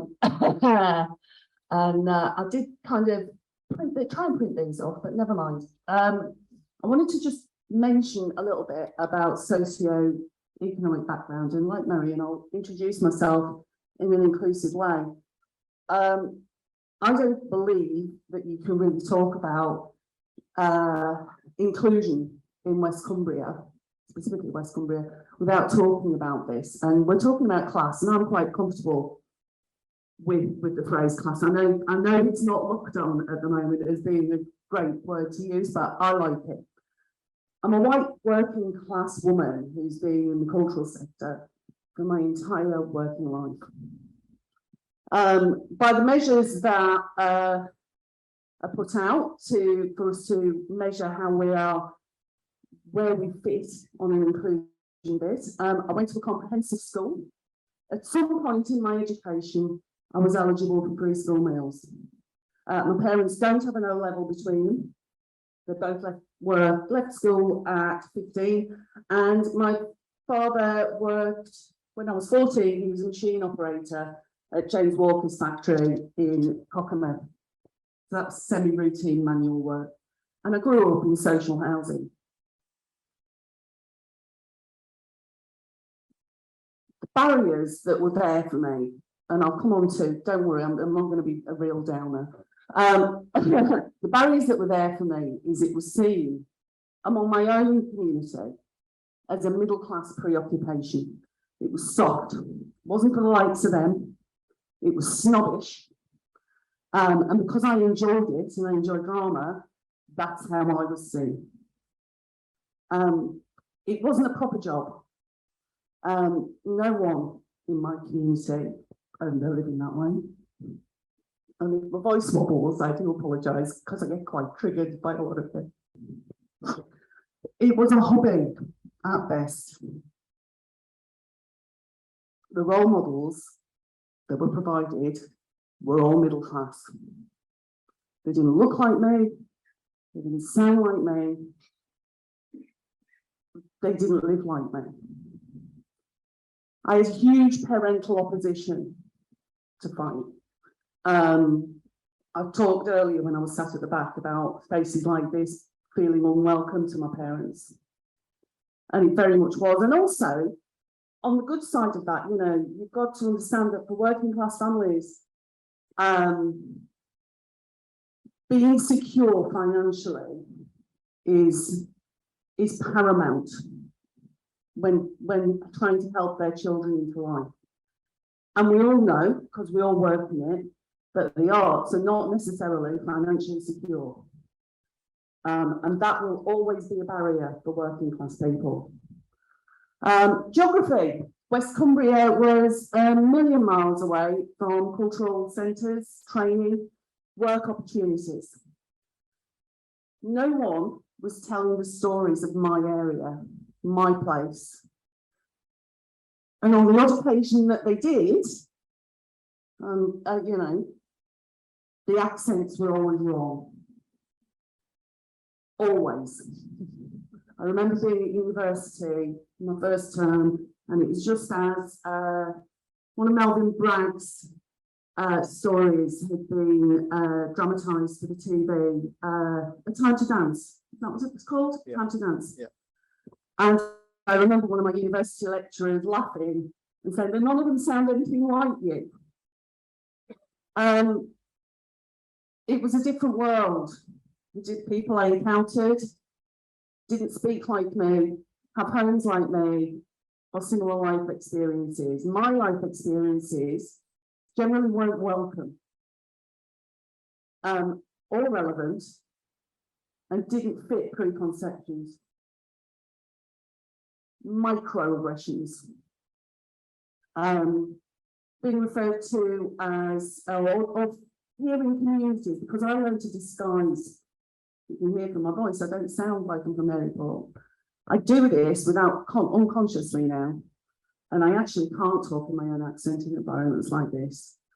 But if you hear me over Sunday lunch with your mum and dad, I sound very different. Communities being referred to, or people being referred to as a big council. Chavs. Wolf. Chippy's always been a constant one. Otherwise deprived, poor. Oh, drama school will spoil you. I think you're the first real working class person you've ever had. Sorry, Tom, I will rush through this.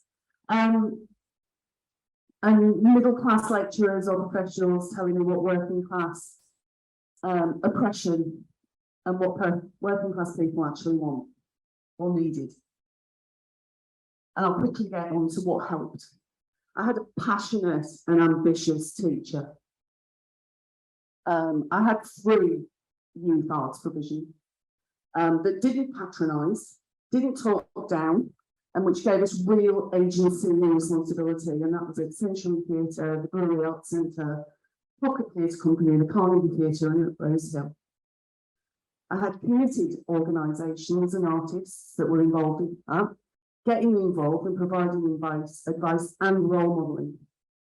There was good local public transport. I grew up in a village. There was local government funding and support. And I had employers who were happy and flexible enough to just give me experience of all areas of the operations I was working in. So what I would say to people, if you want to include working class people, if you want to talk to working class people like me, is that representation matters. Consideration about and calling out snobbery matters. In the stories that we tell and the way that we tell them, in the accents and the languages that we use, in the communities that we work and live in, and in the role models that we provide, but mainly in the resources that are given and knowing when to put your sharp elbows down and getting out of the way. And that's all I really want to say.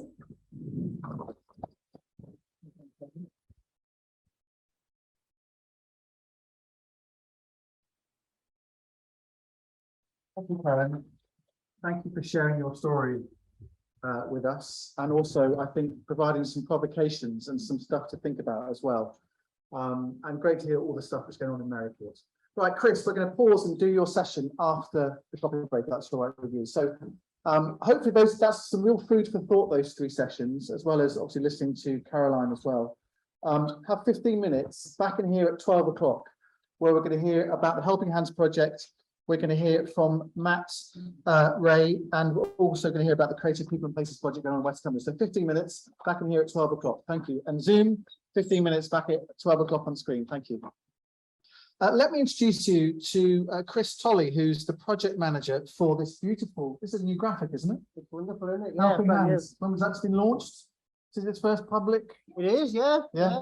All right, well, it's very exciting. Very colourful.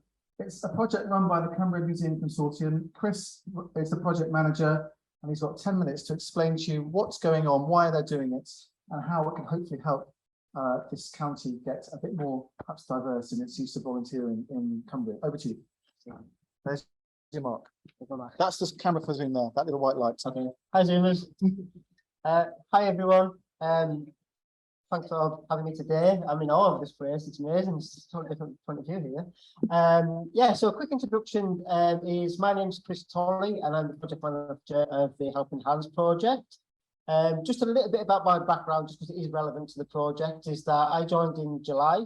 So I work for the CMC, but hosted by Tully House. And I came from an organisation called People First, which is a county-wide organisation, but it's really focused on inclusivity. And I was manager of an inclusion team. So everything I'd done was about supporting people with certain characteristics to overcome barriers, challenge perceptions, break down stigmas. So that hopefully will stead me in good for this project. So yeah, Tom. I can do that. Thank you. So Helping Hands is a 2-year project. So it's pan-Cumbria. And the main purpose of it is to enable more people to volunteer and to become involved in the arts sector. It's funded through Volunteering Futures Fund, which is through the DCMS, and that's via the Arts Council England. It's led by the Cumbrian Museum Consortium. That's a partnership between consisting of Lakeland Arts, Tully House and Wordsworth Grasmere. And it aims to harness partnerships throughout Cumbria to deep into cities, towns and villages. I'll talk more about the partners and their pivotal role as we go along. So why this project? Why was this project designed and brought to life? So it was identified that there's a collective need to increase volunteering in the arts sector, particularly so after COVID, as we know, it caused chaos in many different areas, including workforce and volunteering workforces. There was also identified the need to diversify the volunteering workforces throughout and within the arts sector and the culture sector. And what it means is that a broader range of people getting involved, who get involved will benefit from cultural activity. So again, I've come from an organisation, a background working with people who I know would absolutely love to get involved in the arts, but they don't know where to start. They feel like they don't belong. So hopefully this project will help break that down. So organisations become more relevant to people and more welcoming. So I don't know but for me, if I walk into a room, I'm always looking for someone who looks like me, the same age, bald. Do I fit in? It makes people feel a bit more comfortable.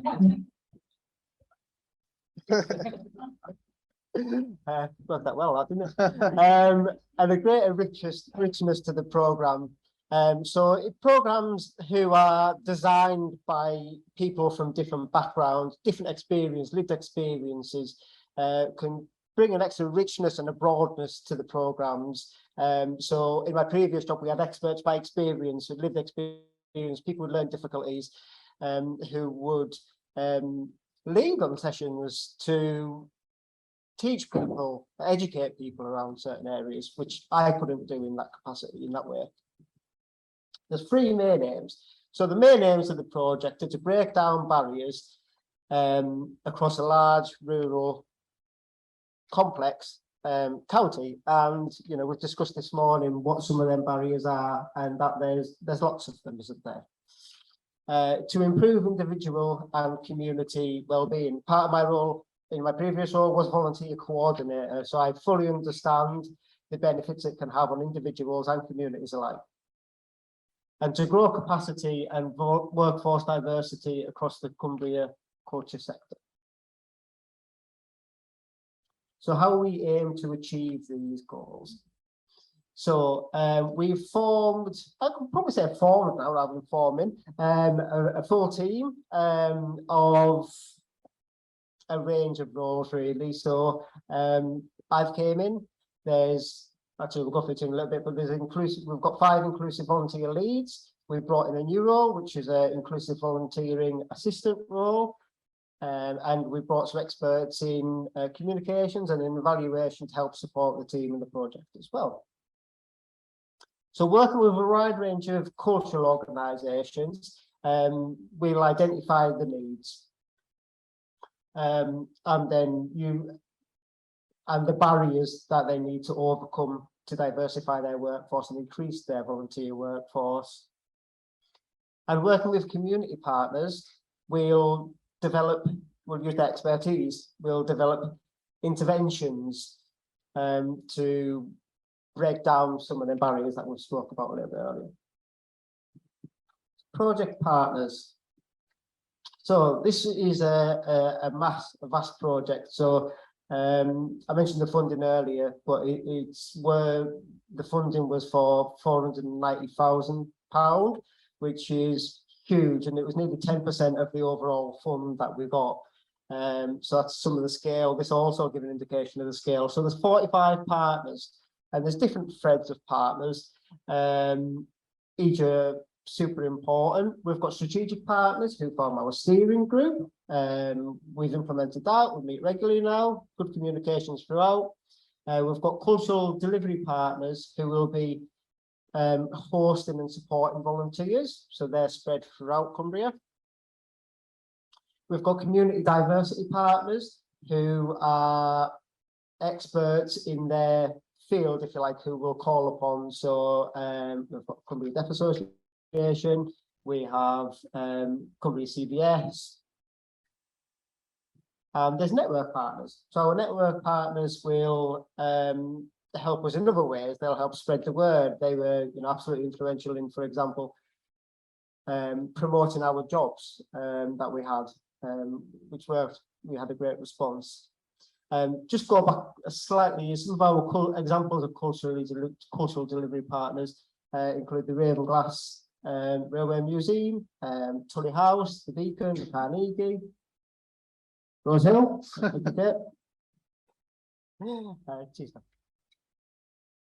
So 5 clusters. So when the project was being designed,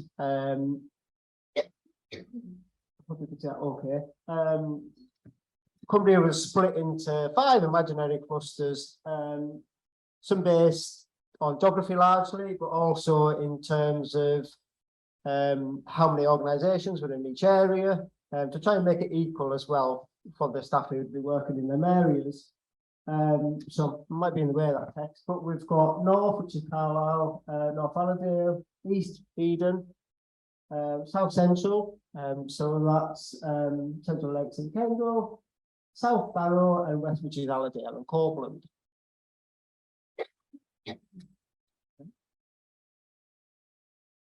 Oh, I think I've skipped one, Tom. Great. So this is the progress we've made so far. So as I mentioned, we have recruited a staff team, which has been a process, but a highly successful one at the end of it. So we've got 5 inclusive volunteering leads. And we have a superb team. You know, we brought people in with a range of experiences and backgrounds, not all from the arts and culture background. We have people who, yeah, with a range of experiences and lived experiences as well. We've got a inclusive volunteering assistant, which is a role that we didn't anticipate at the start. But when we were recruiting, there was some capacity in terms of some volunteering leads wanted to work part-time. So we created this role, which is a bit of development role. So as it happens, it's a younger person who's coming in, who is going to use their experiences as a younger person to help us recruit younger people, but also to develop them as a person as well and a professional. So an amazing role. I'm super happy we've been able to do that. And we've got a marketing and comms consultant who's helping us to design a comms plan. And we've got an evaluator, which we've recently brought in as well, who will help us to make sure we are recording the right stuff and in the best possible way. So our next steps. To finalise the project branding, this wonderful presentation backdrop today is part of it, as our brand new logo. Our inclusive volunteering leads all start their induction on the 3rd of October, and we hope all staff will be in place by middle of October. There's a little variant in terms of start dates. We'll then identify local barriers specific to each cluster, and then we'll go live. So there are things in the background which we've been doing already. Lots of planning, lots of prepping. We've been in touch with our cultural and community partners. We put out questionnaires to start to identify, you know, what the key barriers are that they face, so we can start to think of some interventions. And then we will launch live and start to recruit volunteers. And that's where we are with things at the minute. Thank you, Chris. Can I ask you a quick question? If I just stand here, no, literally, I'll stand there. That's lovely. That's fine. So what will success look like? And is it 2 years? Is that the duration of the project? Yeah. So 500 new volunteers, 100 new volunteers? Yeah, you're right. First time. So 500 volunteers is the aim. And a diverse selection of volunteers. That's the key point. Is that right? Yeah. So there's 4 key sort of characteristics by which we're hoping to diversify. So that's age, so specifically younger people, race, people with disabilities, neurodiverse, and people from different social economic backgrounds. Okay. And what can people out there do to help you? And on Zoom as well. What can they do to help you over 2 years? Yeah, well, our volunteering leads are going to be reaching out to people to plan their. Sorry. Yeah, our volunteering inclusive leads are going to reach out to people to help to understand what's currently available, what could we create, how can we support people to get more involved in the arts sector and volunteering specifically. Smashing. So please engage. Please engage. That's a decent message. Okay, Chris, thank you very much for the Helping Hands project. Thank you very much indeed. Lovely stuff. Yes. Say again. Yeah, by all means, I'm just push the time, but let's fire some questions. Chris, a couple of questions for you. So just park yourself there. Off you go, Caroline. Oh, Saj. How many race organisations are the partners? So there's I don't know how to Just move away from the speaker, that's fine. We've got Anti-Racist Cumbria, AWAS, Multicultural Cumbria. Because I am CEO of Cumbria and I don't think so I don't have to try to community. Oh, right. I find it right. It's one thing that I want to talk to you about today. How we pick up the fact that communication is not like There's an ambition there. The volunteer Yeah. Do any of them from different racial background, or do they have different languages spoken? So the question is about volunteer leads. What's the background of the volunteer leads? Yeah, I think we do have, there is a lead who speaks different languages, I believe. So we have tried to bring in a diverse range of people with a diverse range of skills. Okay, thank you very much indeed. I suspect a conversation to continue over there to ensure engagement. Thank you very much, Chris. I'm not sure if we've got time, Tom, but I think there was a question from Ian on Zoom as well. Go on, Ian. Thank you. Yeah, thank you. Thanks very much, Chris. Really interesting. I just wondered if built into the planning for this is what happens next for volunteers, if you like, if there's any kind of pipelines potentially established for what they do next, because sometimes volunteering could be a bit of a dead end if you're volunteering for organisations that don't take your contribution seriously in terms of what else you could do for the organisation in future. So I just wondered if there's an ambition built in to help people maybe start with volunteering in the arts, but then do other things. Okay, so just to repeat that, and I don't know who wants to pick that up. Tris, do you want to pick that up? Is there an ambition for a longer term? You know, once people are engaged in this, what happens kind of in the medium to long term future? How do we keep this continuing? Yeah, so the idea is to work with organisations to put, we were thinking about designing things like a toolkit. So upon the end of the project, we're going to work to upskill organisations while the project is live. So therefore, when we're not there anymore, they can continue using the skills that they've developed. Okay, I hope that was picked up by the microphone. Did you hear that, Ian? You're just back on mute, Ian, but you heard it. That's fantastic. So there's a toolkit for the organisations to think about the legacy and what happens next. Absolutely. Good question. Thank you very much, Ian. Thank you. It's quite tricky, this whole Zoom face-to-face thing, believe you me. Sound as well as vision. Right. Thank you, Chris. Let me introduce you to the man who's been the house manager here at Rose Hill for 13 years, Matt. Matt Wade, do you want to come on through, Matt? And I just asked Matt, what does that actually mean when you're house manager? And I think it means basically a jack of all trades and probably mastered quite a few of them as well. I hopefully mastered them. Now you're born in Whitehaven, so this is very much your local theatre. Local theatre, and yeah. You're an arts professional. So again, it's really kind of good to come along and just share some reflections on what it's like for you as an arts professional. Let me give you the microphone. Thank you. I'll line you up on the camera. So that's yours. I'm in. Yeah, you're in. Great stuff. Thank you very much.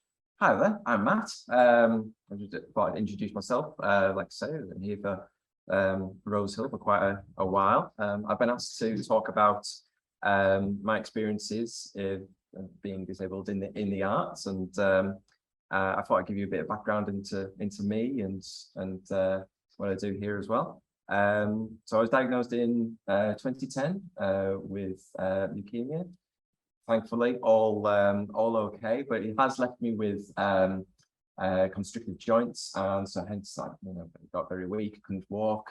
I've been in a wheelchair now for about 6 years, but hopefully that's not stopped me from getting around and being able to do the things that I would like to do, and going to shows, being productive with Rose Hill. So with that in mind, I thought I'd talk about some experiences about myself going out to shows, music, theatre, all the stuff that I would do beforehand as well, but I can still do now. So when I was able to walk, I think nothing about getting on the train to Manchester and Newcastle, throwing a t-shirt and a pair of socks in a bag and staying on a friend's sofa. But now, unless I have my wife traveling with me, evening shows and that kind of thing are kind of out of bounds. So I tend to look for matinees and afternoon shows wherever I can, to be able to get around to see things. And just a few of the things that I need to do to kind of research and be able to find out whether I can get to places. One of the searches I do is to look for, obviously, step-free access, what kind of wheelchair areas are available inside the venues that I want to go to.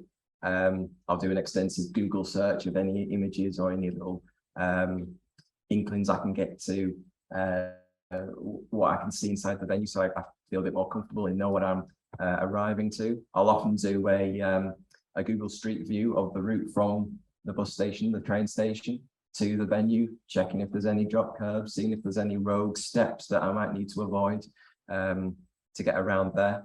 And then once I've done all those, you know, I look at actually booking the tickets, which sometimes is quite difficult because, you know, for example, in this venue here, you know, we've got 2 wheelchair spaces, which is something I need to consider. But, you know, even with larger venues, for example, I went to the Opera House in Manchester, and it's interesting to know that we actually have the same number of wheelchair spaces as the 1900-seater Manchester theatre itself. And then the next point I want to talk about is my most recent visit to see a play called Reasons You Shouldn't Love Me, which is a fantastic piece of work put on by Payne's Plough. That was on at the Live Theatre in Newcastle. The Newcastle, it's a great venue. One of the things I was most impressed about was they had quite a lot of amenities, like the lower countertops at the box office and at the bar. They had cabaret seating inside the main auditorium as well, which we could get more than 2 wheelchairs in, which is always useful. Something I hadn't really considered until I started to think about it was having a table ordering app on your phone, similar to your Wetherspoons or such, to think that, you know, if you are visiting in a wheelchair or if you're uncomfortable, then you can do that without having to go through the crowds, the rigmarole of a lot of people. And it really, I think, would help a lot of people in that regard. Good signage is always a good point, and friendly staff is always a major benefit to any venue. So yeah, the play itself was written and performed by Amy Trigg, who's lived with spina bifida throughout a year, and it was a combination of stories that she told, from playground games to going to parties as a teenager and entering into the world of dating and the dangers of dating apps that I'm sure we can all relate to. One key thread I took away from it was she kept referring to having to wear a mask and to have this air of confidence and assurability, but being comfortable enough to break that mask and to be vulnerable with the right kind of people, which again, I'm sure a lot of people can relate to, and I specifically could too. And then quickly, I just wanted to mention about my experiences of booking shows and looking at accessible shows with my Rose Hill hat on. As you can expect, these shows don't come up often enough, but we have been lucky enough to work with a couple of companies. Prism Arts are fantastic about involving their participants, and have been able to do subject matter on very difficult subjects like World War II or the nuclear industry. Whilst Rose Hill was on the road, we worked with Hijinks Theatre that involved people with learning difficulties and autism. The subject matter that they addressed in their play, Meet Fred, dealt with vulnerable people having their support structures taken away in various cuts and circumstances. So that was a very, very important piece and very influential. Now I'm going to finish on a bit of a call to arms. In writing this little talk, I was thinking of, you know, what can we do to help attract and to communicate our great venues and the arts to a wider array of people. And it kept on coming back to me that, you know, we need to take pride in the facilities that we have, and we really need to kind of shout about them, have it be a hearing loop or step-free access or a disabled toilet. These are the kind of things that I and other people look for when we want to go and see something. And if we feel comfortable, if we feel safe about going into a venue, then we're more likely to come back and to experience more. So that's me, and thank you very much for listening.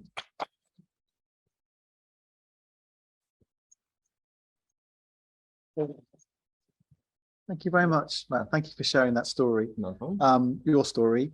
Has anybody got any questions for Matt? Anybody on Zoom? I'm just peering around if anyone's got any questions for Matt.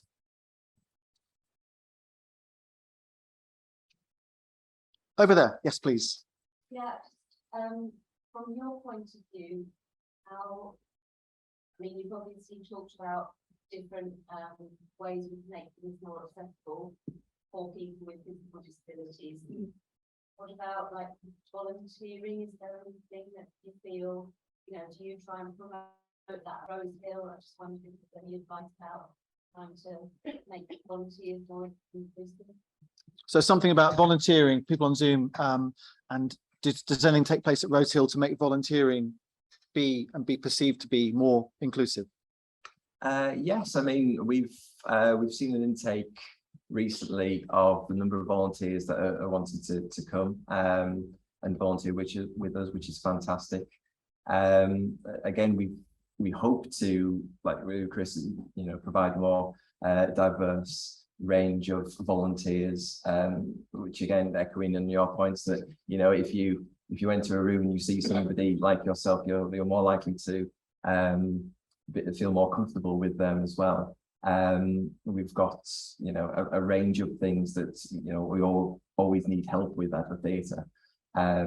So in that respect, we can, you know, hopefully if somebody wants to volunteer with us, we can find them a role and we can engage with them, and we can work together, which is always the goal. Thank you for your question.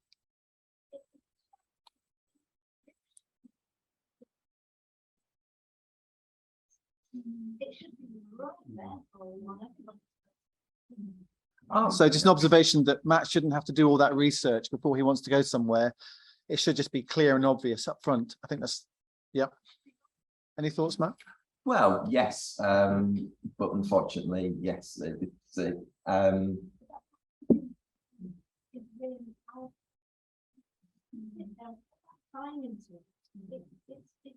of us who run organizations, that's one thing that we can do is have that information right now. It's not actually what.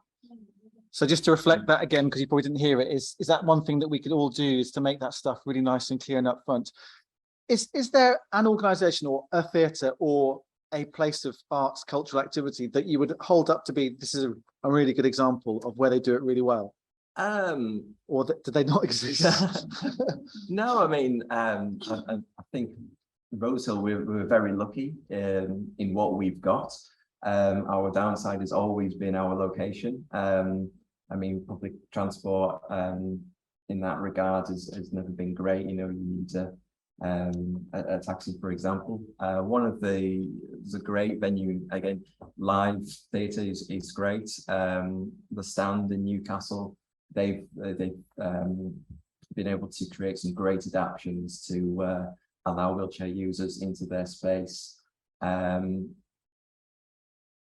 Yeah, I think again, looking at the Stands, they have a 3D model of what it looks like to walk around the venue, not just kind of getting to the venue. I think Theatre by the Lake have something similar as well. But again, all these things, you know, take time, take money. But it's nothing, we should all really try to strive for that as well. So yes, thank you for that. Okay. Was there anybody on Zoom that's got any questions? Yeah, I've just got a question from Ian. Okay. You just have to pop off mute, Ian. Sorry, it is more of a statement in terms of that question about venues that are doing things better. Shakespeare North Playhouse in Prescott, which people may have heard of, has just opened this summer. Its central auditorium is a an exact replica of a 1639 theatre by Inigo Jones. So it's made out of oak. So one wouldn't necessarily expect it to have good access for wheelchairs, for example. But actually, because it was designed in, you could get a whole coach party of people and disabled with disabilities, including wheelchairs. And that, to me, does say the truth, which is that there is no excuse for not designing venues to be accessible now. Of course, if you've got a Victorian pile like Manchester Opera House, you have to make adjustments. I just balk at the fact that what they consider to be reasonable adjustments is not what I consider to be reasonable adjustments in terms of giving access to people who are not full able-bodied. No, thank you. And again, I'll have to check out the venue because that sounds really exciting, especially for the number of wheelchairs that would be able to fit into that venue. That sounds amazing. Ian, where was that again, please? If you just repeat the name of the venue. It's the Shakespeare North Playhouse, which is in Prescott in Knowsley. They do need notice if they're getting, you know, a dozen or 20 people coming in with particular needs. They'd need notice. Of course they would, because they've got to take out banks of seats. But the point is that it's designed for that to be possible. Yeah. Okay. Thank you, Ian. Liz. I just thought I could just mention a couple of companies that are also doing really great things. That if you are deaf or disabled audience member or artist, that they're a good resource. So we've been working quite a lot with Grey Eye Theatre, who are a national company. Their artistic director, Jenny Seeley, she's been doing it for 20 odd years, and she's a deaf artist, director, and she's really inspiring, and their doors are always open. You can just send them an email, tell them about your experience, and I feel like you'll get a friendly response. They're amazing. We're doing a writer's course for deaf and disabled people in Cumbria. You don't have to be a writer, you don't have to be a playwright, just if you've got an interest in creative writing, it's open to you. That's on the Fit Well Lake website now. But we're working with Grey Eye, and by working with Grey Eye, we're learning so much from them. But that is open to anyone. You don't have to be an organisation, just drop them an email. And we're doing a scratch night in the spring called Crits with Chips, which is their brand of scratch night. And it celebrates the brilliant work of deaf and disabled artists from up and down the country. So we're doing that in spring, but they're great. And then also just to remind people who weren't involved, the Cumbria Arts and Culture Network did some training with Ramps on the Moon. It was so useful, that training, and they talked about the social model and this idea. I'm probably misquoting it here, but this idea that they use the terminology disabled people rather than people with disabilities, because we are not disabled by society and the barriers that society puts in place. And I thought that training, I found it so useful. So if anyone missed that or wasn't aware, I just thought I'd bring that brilliant company to. Yeah. Thank you, Liz. Did you pick that up on Zoom? Okay. Yeah, great. Just Thank about. You. Time for three more, and then we're going to move on. Go, Colin, first of all. Thanks. I just wondered if you've had any experience of accessibility of heritage buildings, and I'm thinking here perhaps scheduled monuments, grade 1 listed buildings, and whether you've got any experience of good practice where that is done. And where I'm coming from in this is that I'm a trustee at the Military Museum in the castle, and I know what we had to do and the difficult conversations we've had with English Heritage in order to make the museum fully accessible. I just wondered what your experience was of those challenging buildings and whether there's good practice out there that you come across.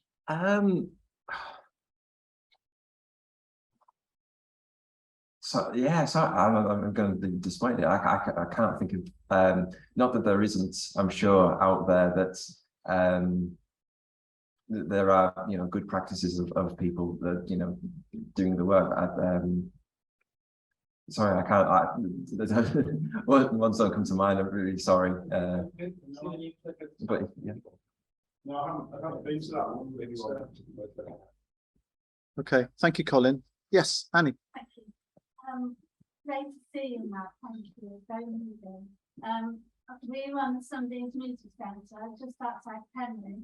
Really great access on the road, on the A66. It's a bespoke building to disabled people. We give music therapy to over 2,000 disabled people every month. And it won the Will the Architect actually won Architect of the Year for the best health and wellbeing centre in the country. The reason beats the Norman Foster, which didn't beat him. But it just shows everything about it is spoke for disabled people. And we have a performance hall which was called 8 studio trainers, for example. Oh, brilliant. Recording studio and also people who report. So do kind of thing. Oh, absolutely. I think 80 is a record, so yeah, that's great. Yeah, it's a beautiful building, and it's just, you know, it's one of the most beautiful arts buildings in Cumbria, I think. And I didn't know that about its accessibility, although it doesn't surprise me. Yeah. Lives in every room. Yeah. Oh, brilliant. Thank you, Annie. Was there one more? Yes. Yeah, it's not to add to Liz's list of great resources for companies to include their practices. Attitude is everything, which is supports artists, disabled artists and disabled audience members in the music sector. And they do great as well, so I'd encourage you to look them up. Thank you very much indeed. I mean, I would say you're probably not an accessibility expert. You're someone who works in the arts who happens to be in a wheelchair. Yeah, that's right. But it's great that having you talking about your experience and talking about the frustrations as well as sometimes the celebrations provokes a conversation and a debate amongst people that are working in the sector. Yeah. So just repeat your call to arms again, and then we'll give you another round of applause. But just repeat what you said. No, but yeah, we should all be shouting about the positives that we have inside our venues. And again, if you feel comfortable, you feel safe, then people will come again, because when I find a venue that I like and I can get around, I will go again. I will find a way of getting back. All right, Matt, thank you very much indeed. Thank you very much. Thank you very much. Right, okay, let's move swiftly on. And now we are going to hear about the Creative People and Places project that's taking place in West Cumbria. Quite recently up and running. And we're going to hear from Dan Whitehouse, who's obviously here, Lorraine, who is on Zoom, who's going to share a little presentation. And we're also going to hear from Ian Tabron, who asked that question earlier. So that is what we're going to do now. So Dan, if you'd like to step forward and give us a bit of an introduction. Yes, so I'm just going to, I'll be all right. Just going to very quickly, 3 points about We Are Here, which is the Creative People and Places programme for West Cumbria. And then I'm going to hand over to Lorraine and Ian, who's going to do the bulk of the presentation. So just a bit of context for those that don't know. So what is a CPP, a Creative People and Places? So Creative People and Places is an Arts Council England funding programme which focuses on parts of the country where involvement in creativity and culture is significantly below the national average. And the programme itself is made possible thanks to the National Lottery players. And that in itself is quite an interesting thing, because I think it's something that we all forget, that actually a lot of our arts and culture funding comes from the National Lottery, comes from people who pay their £2 or £4 or £5 every week on the lottery. And some of those people probably have never stepped foot in an arts or cultural venue, or don't engage on an everyday level in culture. And I always think of my uncle back in Warrington, who, you know, since 1996, when the lottery started, he's been paying his lottery money. He doesn't engage in arts and culture. Nobody kind of reaches out to him to let him know what arts and culture is about. And I think that in itself, I think, is, you know, just shows you that there is still those barriers that exist. He doesn't, you know, he's not in that kind of world. He's not in that sphere yet.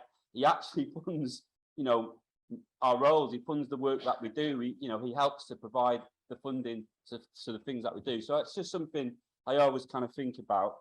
So what is it about? What is the Creative People and Places about? So it's about more people choosing and taking part in their creativity and culture that is available on their doorstep. So it'll be from a West Cumbria perspective, that'll be across Copeland and Allerdale. So you might have heard about Barrow Culture and the amazing work that Barrow Full, and the amazing work that Dan and his team are doing down in Barrow. So the We Are Here programme that has kind of started this April will be in a kind of similar vein. It'll be about looking at those pockets in West Cumbria that have limited or no access to cultural opportunity or face multiple barriers, and looking at how we can tackle that head on and create an equitable and equal cultural space. I think West Cumbria is definitely fertile ground for that. It's drastically in need of cultural investment after years of being criminally underfunded. And it's not about the organisations getting that money. It's about giving creating a kind of space and an equitable space where that funding can go directly to, hopefully, to the communities, and enabling the communities to be the drivers of that programme. So it's about cultural democracy, and it's about, you know, ensuring that communities are very much at the heart of that process, and will continue to be part of that process. So we're going to hand over to Lorraine and then Ian, and then they'll talk a bit more about the programme, and then I'll be around for some questions. Thank you, Dan. Hello, everybody. I hope you can see those slides. Can you hear me? Give me a wave if you can hear me. Yes, we can. Off you go, okay. Lorraine. That's great. Lovely, thank you. Okay, so I'm Lorraine Smythe. I'm the Chief Executive of Action with Communities in Cumbria. Action with Communities in Cumbria is a community development organisation. We've been around over 70 years and we work across the whole of Cumbria. And we were asked by the emerging consortium in West Cumbria, would we lead this project? Because you had to have a non-arts organisation to apply for the CPP. So that was us. We were asked to do that. We are a non-arts organisation. We are trying to develop the use of arts in our work with communities. And we have a pro bono artistic advisor, Stefan. So Stefan, if you're in the audience, thank you. You're helping us to think about how to integrate arts into our work. And we've been working on that for a good couple of years now. So next slide, please, Amy. So what I'm going to do is share with you the presentation we did to the Arts Council that secured the bid. We are in a developing phase at the moment. While they awarded us the money in April, we don't have staff as yet. So we're working on the programme in the mandatory 6-month planning phase. So we're working on the programme, trying to turn it into something that is bottom up, because in order to do the bid, we had to put in a programme that said, we're going to do this, this and this, but we've now got to turn it round and have it come from the community rather than come from our ideas. And after several months of intense work and immense amount of pain, which I know you will all share in Grantium, we got the bid in and had this interview, and these are the people who are in the interview. And you can see there our banner. We've not gone big on image yet, but we're very clear. It's about we are here. It's about West Cumbria. It's about the people in West Cumbria. Next slide, please. We used Arts Council language. I hate the word empowering myself, but there we go. But that is it's an Arts Council word. But it is very much about communities, and it is about delivering excellence in arts. So those are really important things to us. And why ACT is because we are all about assisting communities to have a voice and assisting communities to express themselves and do the things they want to do. That's what we've been doing in Cumbria for the last 70 odd years. Next slide, please. We do have target areas, and those are the audience participation identified areas of least participation. But we also have a brief to cover the whole of West Cumbria. So there's quite a lot to go at here. It's a very big programme. There's a lot of ingredients in it. But as I say, we're busy trying to turn that programme into a community-led programme instead of an arts and agency-led programme. Next slide, please. So we are very much trying to work with real-life issues, using excellent arts experiences to bring out those things that people feel and want to engage with. So obviously we had to talk about a process to do that, and that's what we were looking at. Next slide, please.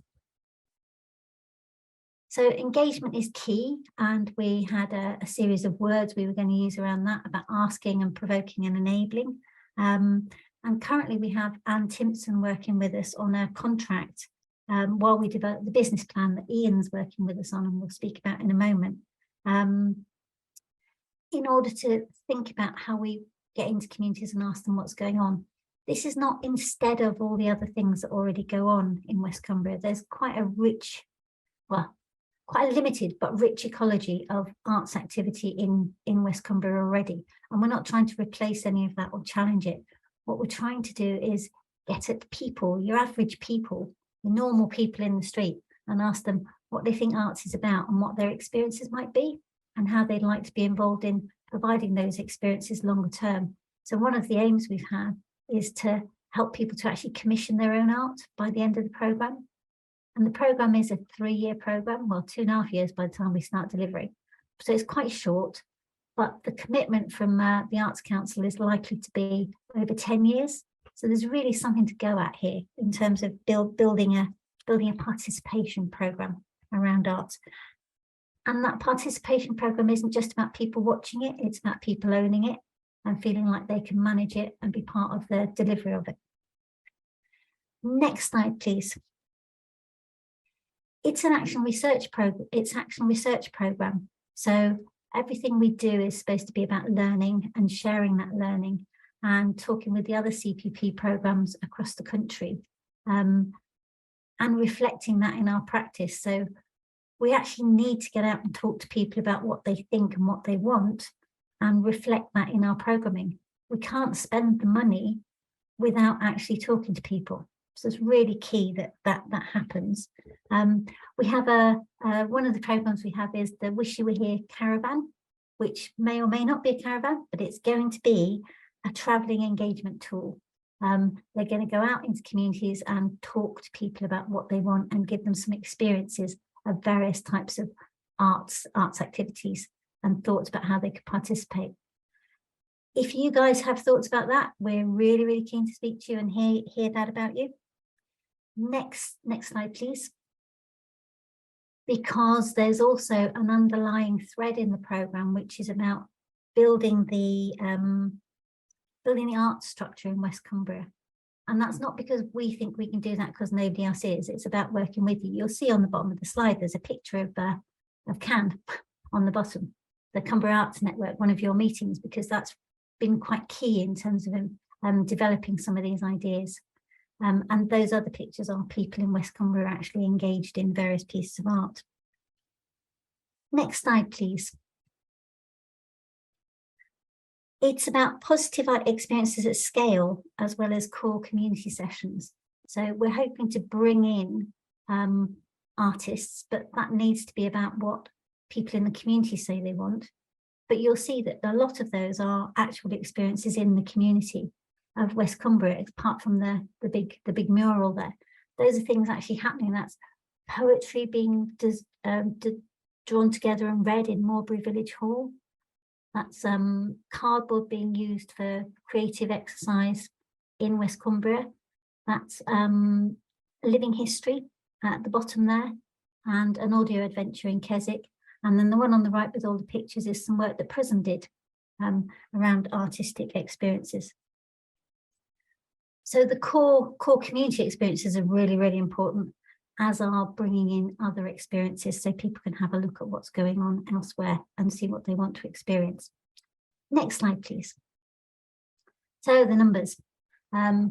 We bid for and got 831, but we're hoping to match that. We've got an expectation of that being matched, and the target is to engage 11,000 odd new participants regularly.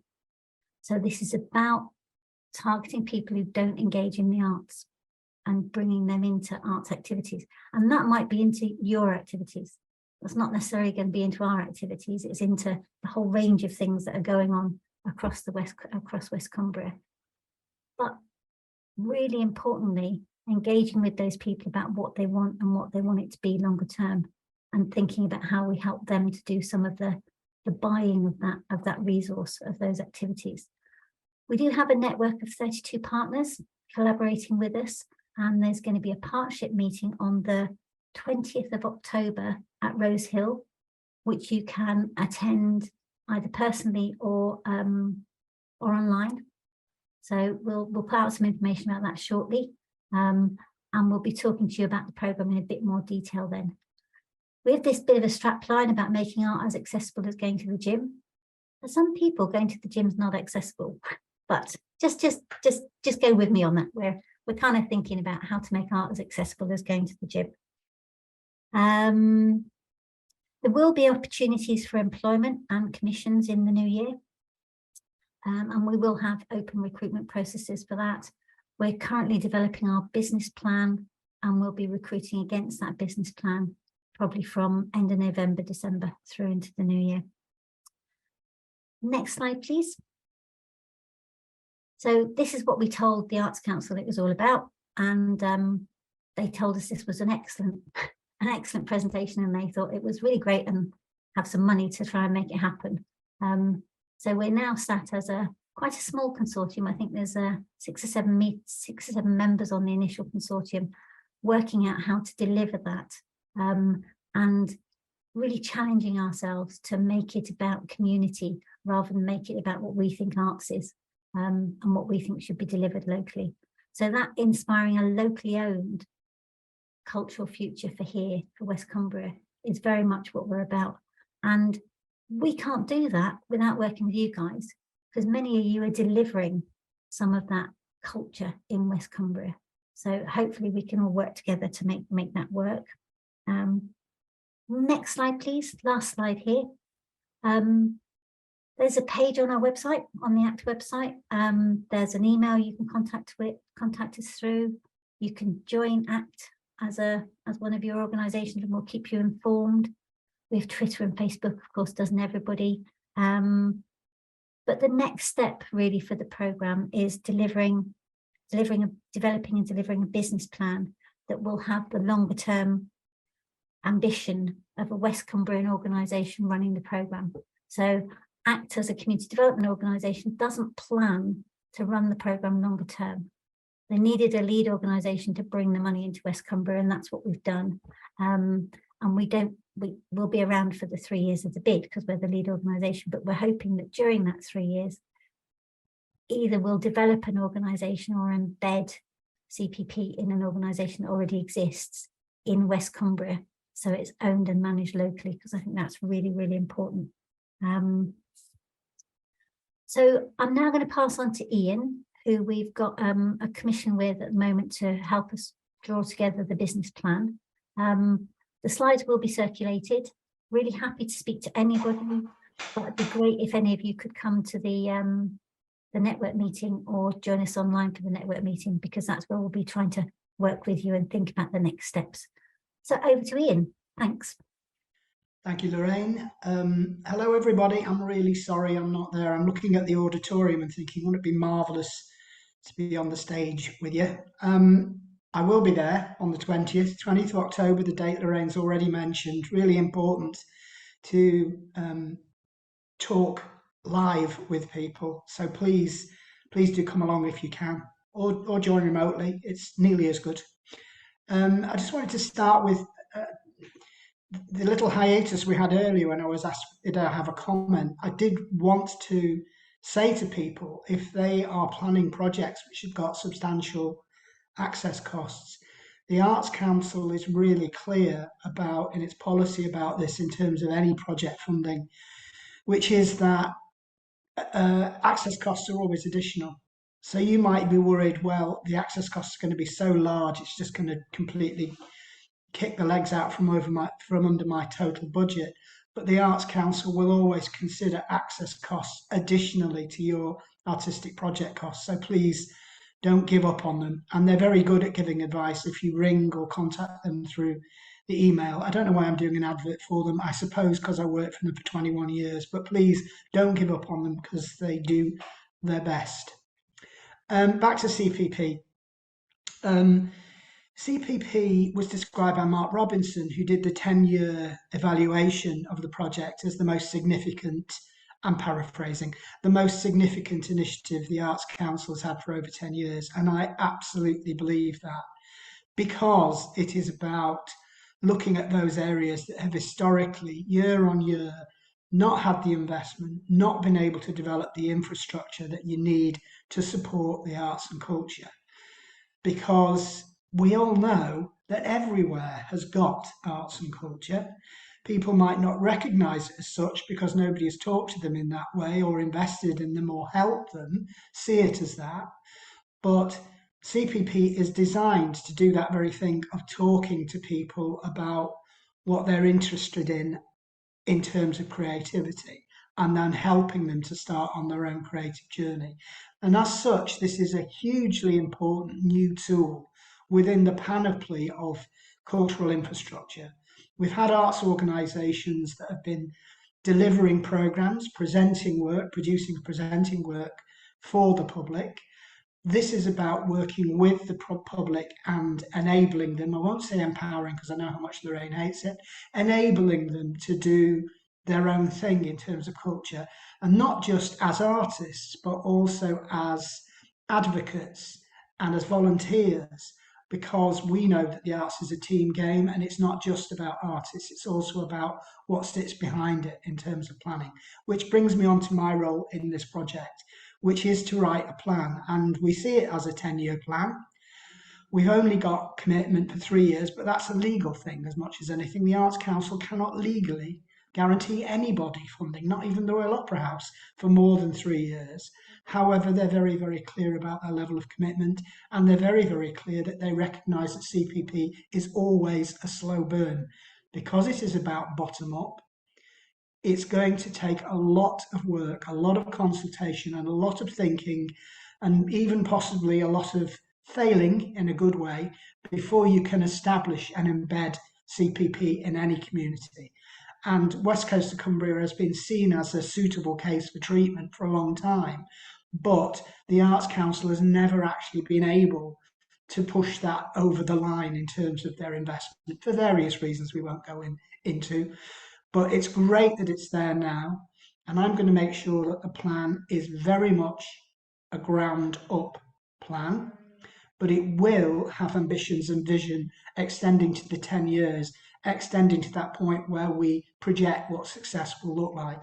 But in order to do that, I do need an awful lot of advice and input from you. I am completely open to anybody contacting me, and I've got my email address here, iantabaron@virginmedia.com. It's very straightforward. Please do drop me a line if you want to have a conversation or meet up.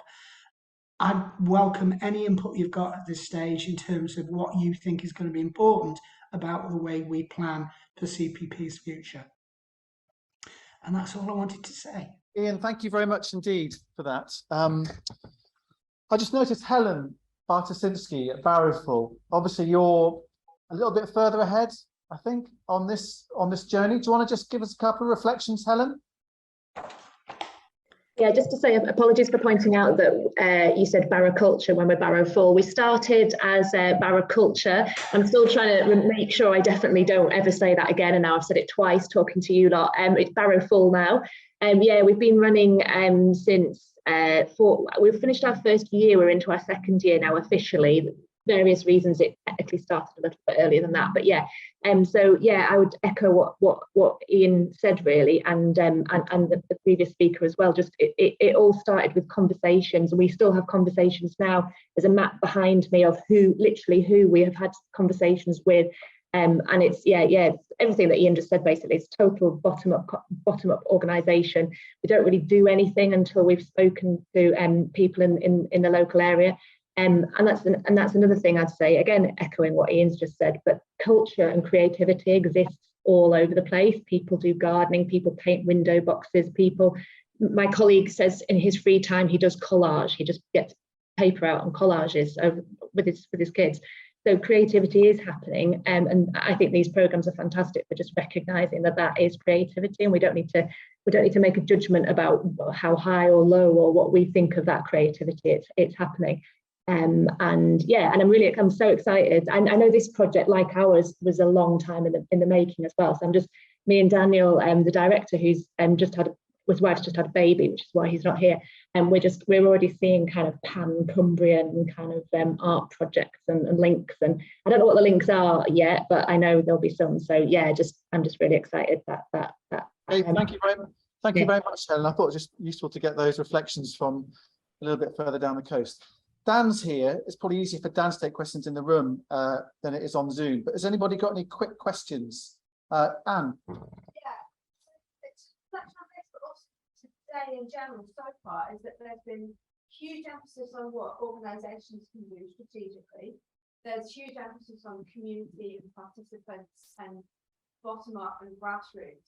But the people in the middle that make it work, and I'm a freelance artist, are the creative practitioners and the artists and so on. And I would just like to ask, how much input is there at the top? If there are going to be commissioning opportunities, are you consulting creative practitioners in designing those commissioning opportunities? Or are those commissioning opportunities being decided at the top and then projected down to see if anybody wants to respond? Dan, do you want to pick that up? Well, I hope that the commission opportunities will be bottom up and centre up. You know, that's absolutely we're not commissioners. We won't. The steering group won't be commissioning.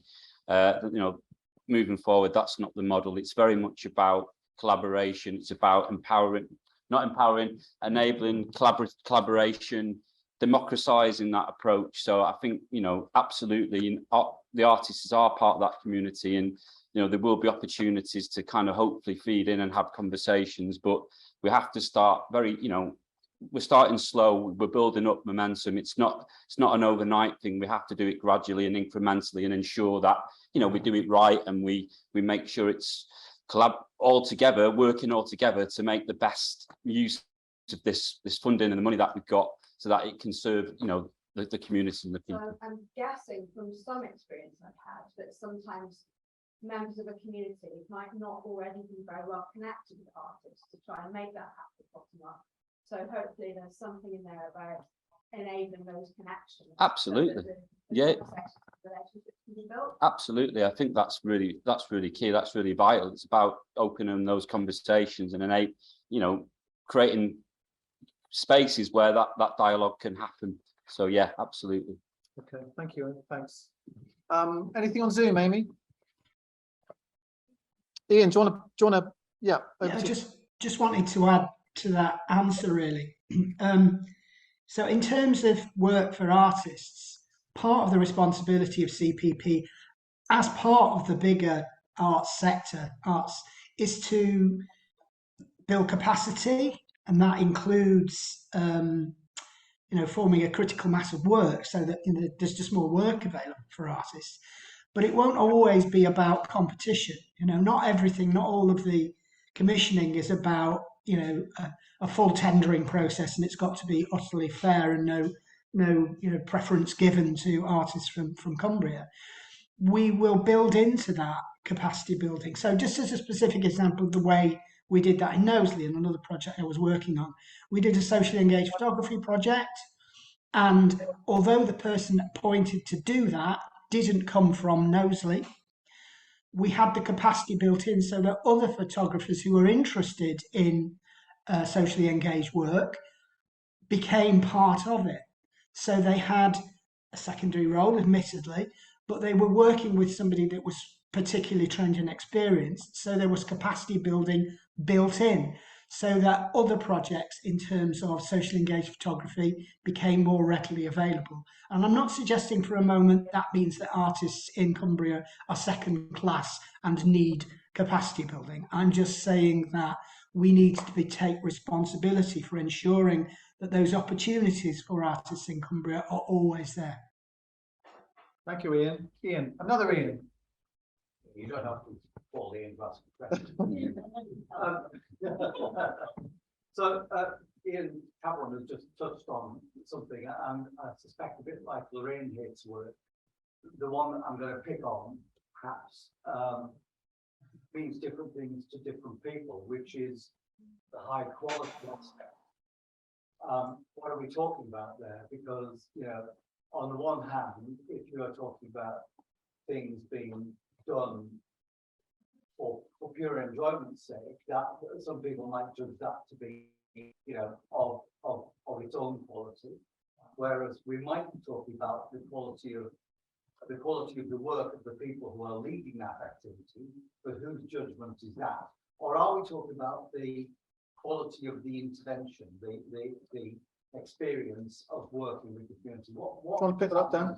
Yeah, I think actually it should be about the quality of the participation, the quality of the involvement. That's got to be first and foremost. It's got to be about, you know, and also let's get away from these kind of boundaries of quality, actually, because I think it's too much of a loaded word. It's about working together, and it's about us having that shared space, and about us creating a space where we can make quality things together, wherever that might be. If that's quality for one person, might be very different for another person, and I think we've got to create a space where that can exist.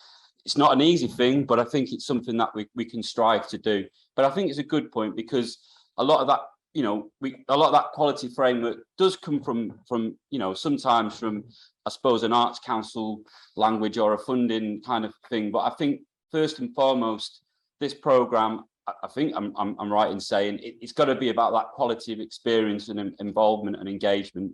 That is the kind of driver, really. I don't know if Lorraine and Ian. Yeah, sorry, after you, Lorraine. Sorry, I'll just have Lorraine, because we're going to run out of time otherwise. So if it's okay, we'll just take Lorraine's answer. Thank you, Lorraine. Okay, so today's session is about inclusivity, and everything we've talked about this morning is about the range of different ways that we should be working on inclusivity. And that's very much what the CPP programme is about. That's inclusivity for artists, that's inclusivity for people in the community, that's inclusivity for arts organisations, that's inclusivity for community organisations. So there is no one right way to do this. We have to develop a programme that comes from the bottom up, and people tell us about what's important to them. And then there will be a group, and we're talking about putting together an artist production group to actually talk about the quality and the excellence of some of that work, so that we're not shortchanging local people because they're only asking for comedy or whatever it might be, but we're actually offering different experiences as well. And inclusivity is going to be so important, both in terms of people with additional needs, but also in terms of just your average person in the street who may never think about going to opera or a pottery class, or thinking about poetry or anything like that. So there is no one answer to this. We're going to work on it for the next 10 years to make this as inclusive a project as possible for West Cumbria. Big thumbs That's up. me. Big thumbs up for me, and thank you, Lorraine. 10 years, what a lovely, that's like the BBC licence fee kind of settlement, Well, isn't it? You know, you can do amazing things in 10 years. Hopefully, yeah. Okay, all right. Thank you very much for explaining about that and finding out a bit more about We Are Here. And the 20th of October, I think, was the date when the next meeting takes place here in Rose Hill. Right, we're going to think on about how we make actions take place as a result of the conversations this morning. But one provocation I want to offer to you now is by a gentleman by the name of Quentin Boys. Quentin, where's Quentin? Quentin, would you like to step forward? Who's someone I met quite recently, who has, well, I'll let Quentin introduce himself to you as to his background and what he does. But it's an idea for whether we can do something in Cumbria and across Cumbria to actually make sure we're asking the right people, the right questions in the right way, to actually find out what people want in the arts and culture sector. So I probably explained that really badly, Quentin, but I filled in the time it took to get from there to here. Yes, do you want a microphone? Well. No, I'll be all right. Okay, there's across. All right. Yeah. So that's the Zoom camera there. Hello, Zoom. Hi, I'm Quentin. I'm here to just I think bring this conversation round full loop and touch back again on the intricacies of community engagement at the nitty-gritty end. And what I've been doing in Cumbria since COVID arrived. So if you look at it broadly, I've spent the last 10, 12 years dealing with communities, Latvia and in Latvia, trying to sort out Russian communities living in an old Russian base and how they might reintegrate back into society, right the way down more recently to Cleator, where I've been helping the Phoenix Community Centre, the kids there, try and get their voice heard about what the town board should do in terms of repurposing various bits of Cleator. And in that journey, there are some things that consistently come out the whole time about the issues around engaging with communities. One is trust. How do you get trust from a community to actually tell you what they think and feel? I don't know about you, but most people now are fed up of completing surveys. Particularly if it comes from somebody who says, I'm from the local authority or council, they just go, don't want to know. I've just done a 4-week program in Burnley, Lancashire, and the amount of people who said, do you work from the council? And even if I paused, that was it, they didn't want to talk to me. So there's this burnout issue going on. The next thing that's going on in terms of engaging with communities is, well, anybody that is asked, they immediately want to know what the purpose is in the engagement.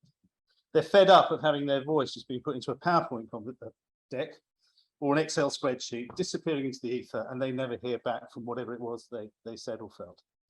And the last thing is, when engaging with the communities, if they don't see an action from that engagement very quickly, it just reinforces this whole cynicism. So I've been dealing with that for 10 years and getting more and more frustrated with it. Anyway, COVID came along and I thought, well, how can I try and break this cycle in terms of engaging with communities, about giving them belief in what they say and feel and think will actually be represented. And I came up with the stupid idea of looking at creating a community-owned research business. So I've launched something called the Community Data Co-op. It's a cooperative, and it's really quite simple. It basically says, if I bounce up to you in the community and say, would you like to tell us something? And they go, possibly. I say, well, if you do, you'll become a member of the co-op, you own the data, and the profit from that goes back into your community. They look at you, and then you hopefully just carry on without having to explain too much. And I've spent the last 18 months talking to people in Cumbria and talking to people in Lancashire and talking to people in Newcastle about this concept, and also other organisations I know. And finally, literally 6 weeks ago, we got a paid-for project in Burnley, in Lancashire, to explore with the community the concept of outdoor town. Interesting things to note here. The project's headed up by Burnley Leisure, who've just renamed themselves Burnley Leisure and Culture, which I think is quite interesting. They also own the theatre in the middle of Burnley. And so there's a really nice umbrella organisations that's recognised that leisure and culture and arts are all intertwined in terms of how you engage communities. Sport England are involved with this, and Together and Act for the Future. The local council's involved with it, PCN's involved with it, the police are involved with it. And then I bounced up to University of Lancaster and said, would you like to get involved with it and help me actually do the research at the community level? Anyway, to cut a long story short, Lorraine, I now have proof of concept. I have recruited 450 members to the co-op in the space of 4 weeks, 750 survey responses about a topic. Haven't analysed them yet. That's all got to be done in the next 3 weeks. But the most interesting thing out of all of that is when you say to, and we were targeting mothers, well, families, but primarily mothers with kids facing food poverty. So we were talking to families that had real issues on the financial status and were dealing with the month of August and not being able to feed their kids. And how do we do it? I think, as you've all touched on, there's issues around trust and there's issues around effort in terms of engaging communities. There is no way round the fact that you have to get into the community face to face and talk to them. That end of subject. In 10 years, it's the only way it was. I know from the stats in Burnley, out of the 750 surveys, we've got about 180 that come from social media. 480 came from face to face. That was 4 people who did that. Myself, another guy called Steve Rose, and 2 students. And that's all face-to-face work. It's manual, it's paper, fantastic insights out of it. You bounce up to a bloke, you say, hello, do the survey. He goes, yeah, sure, takes the paper, gives it to his wife. Or he takes things, I haven't got my reading glasses. So I ended up doing it. I had reading glasses in my pocket. I know what you're going to say, you haven't got reading, here's your reading glasses. Other things like people who are partially sighted or partial hearing, they say, well, I'd love to do it, but I can't do it. Well, okay, you've got to be able to then say, I'll sit down next to you, do it. And you're like, you think, oh, God, no, you've got to take 10 minutes out and just do it face to face. So there's all this sort of stuff and morass of information about community engagement, which is interesting and valuable. But then the last bit of the co-op is that makes it, I think, really interesting is instead of it a research company doing a project for you, doing the presentation, perhaps giving you the raw data, the co-op, because that data is owned by its members, by the community, then stores that data and builds on it year after year, project after project, month after month, and you start to build a really rich picture of a community, of a geography, of a topic, that might be arts and culture, and over time, that should become, in essence, a data bank of really useful information for organisations in a particular area to mine into, to then plan whatever it is they're trying to deliver. I think I'll shut up at that point. So if you were, have you got a tentative proposition that is worth floating or that you want people to think about for Cumbria? Well, Well, for Cumbria, well, it's very difficult to give you a proposition. I mean, listening to you talk, there are a couple of needs here. I mean, in Birmingham, for example, we're working with the Active Wellbeing Society. I spent 5 years building a wellbeing database there of 500,000 participants and linking together all the partner and delivery organisations that then deliver programs into them. It's all about deprivation. So there is a need here, I think, about this network being able to group its content and share content. We touched on, well, how does somebody access information about what you're doing? And I think Co-op could do that. The other one is about trying to find out what's the shared topic that ordinary people out there who currently don't engage with arts and culture will engage with you about. Because at the moment, I don't think you know that. It's no point saying, well, we're arts and culture, we want to tell you. We've got to find out first, what does the community think and feel on a shared basis around that topic? And there's possibly issues in combining arts and culture. Because I mean, you go into Wales and you say, well, what's a Welsh village, and ask them, where's the cultural point of your village? It's the pub. Yeah, so, and I'm pretty sure on the west coast of Cumbria, you know, it would be exactly the same. So there's lots of stuff in here that I think you might need to go up a level. And I was talking to a lady earlier and saying it's very interesting when you go and talk to any group of people. I was working with an American company about opinions or a shared topic. On average, you get 150. Now that could be 10,000 people or 30. It could be a board. You get 150. When you condense those down, you'll get 15 on average that everyone agrees on. And you then get 10 over here that they're violently opposed to, 10 over here that they're violently for. And that understanding of the shared topics in the middle, and then the understanding of then how do you engage, works out how do you piece together these two extremes and what's in them that might actually be the game changer to change behaviour. So there's lots of stuff around there that's interesting. Okay, all right. Any questions for Quentin? Ian? And then Barbara. So I would wholeheartedly agree about sort of being A, all the questions, and B, fed up of not being given any answer. But it seems to me there's a bit of a tension in the idea that if you're asking a question, people assume that their ideas are going to be implemented. How do you get around that? You have to go back a stage and look for opinions, not ideas. Because but you can't ask a community what it wants, because everybody will want something completely different. What you can ask a community is, what do you think, what is your opinion about a topic? The other real issue I have with a lot of research is people use research to try and find an answer rather than make a decision with a budget in their pocket. So you really shouldn't be out into a community until you've actually done your homework about the shared topic. You have some ideas about what you can deliver, and you have a budget to come back to that. And here's the evidence. We talked to you, and we're doing this. There's only a certain amount that you can spend asking people about what they want. You know, if you're asking the surveys I got in Lancashire, 700 people have told me some of the free textbooks is what they want. The clever bit from now is to say, okay, I'm going to pull that together and get hopefully 10 or 11 or 12 opinions about what people want, and then it will go back into the community and they'll vote, which we will run. A voting process about what we might then focus our money on, and we'll then what we actually put the profit back into to support whichever project is that they're keen on. Okay, thank you for that. Thanks, Ian. Barbara. Yeah, thank you. This comes from at the weekend I was at an exhibition that's just opened, and the people responsible for it's the West Coast project. And I was listening, and the chap who's part of the landscapes project was asking anybody there, how do we get this information out? Just exactly what you were talking about. And I was kind of linking it to Tom and this organisation as well, because I happen to say, well, you know, I get a lot of information from this organisation. And he turned around and he said, yeah, but you're preaching to the convicted, sort of. Yeah. But thank you so much. So my question would be, when you say you go out and you talk to people directly, what places did you choose, or what, you know, are you on the street? Are you in community centres? Because that's what this chap was actually asking.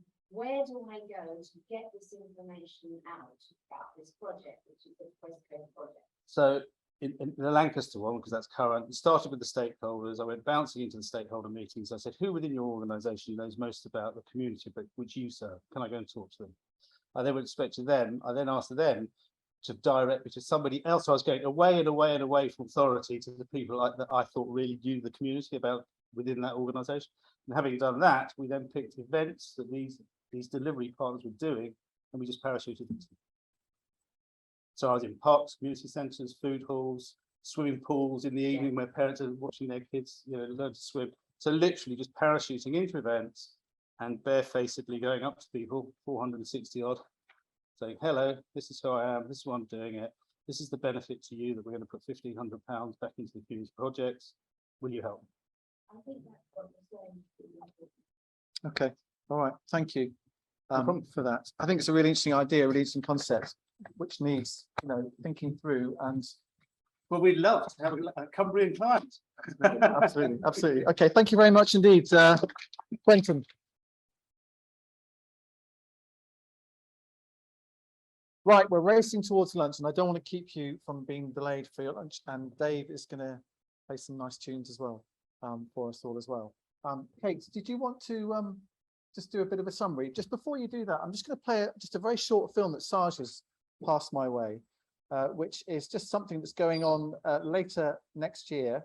And I'm going to have to share my screen to do this, so just bear with me. Do you want to just say a couple of words about the Saj first of all, then I'll play the film? Yeah, do you want to just, I'll give you that. Turn it on, and then we'll have a summary. Off you go.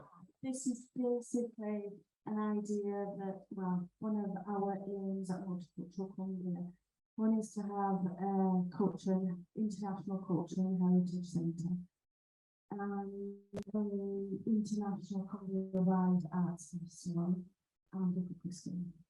Simply because these are all things that the communities from the 87 diasporas that I'm aware of at the moment, 70 languages that are spoken within schools, it's still not being addressed, and we're still being told that Cumbria is not diverse.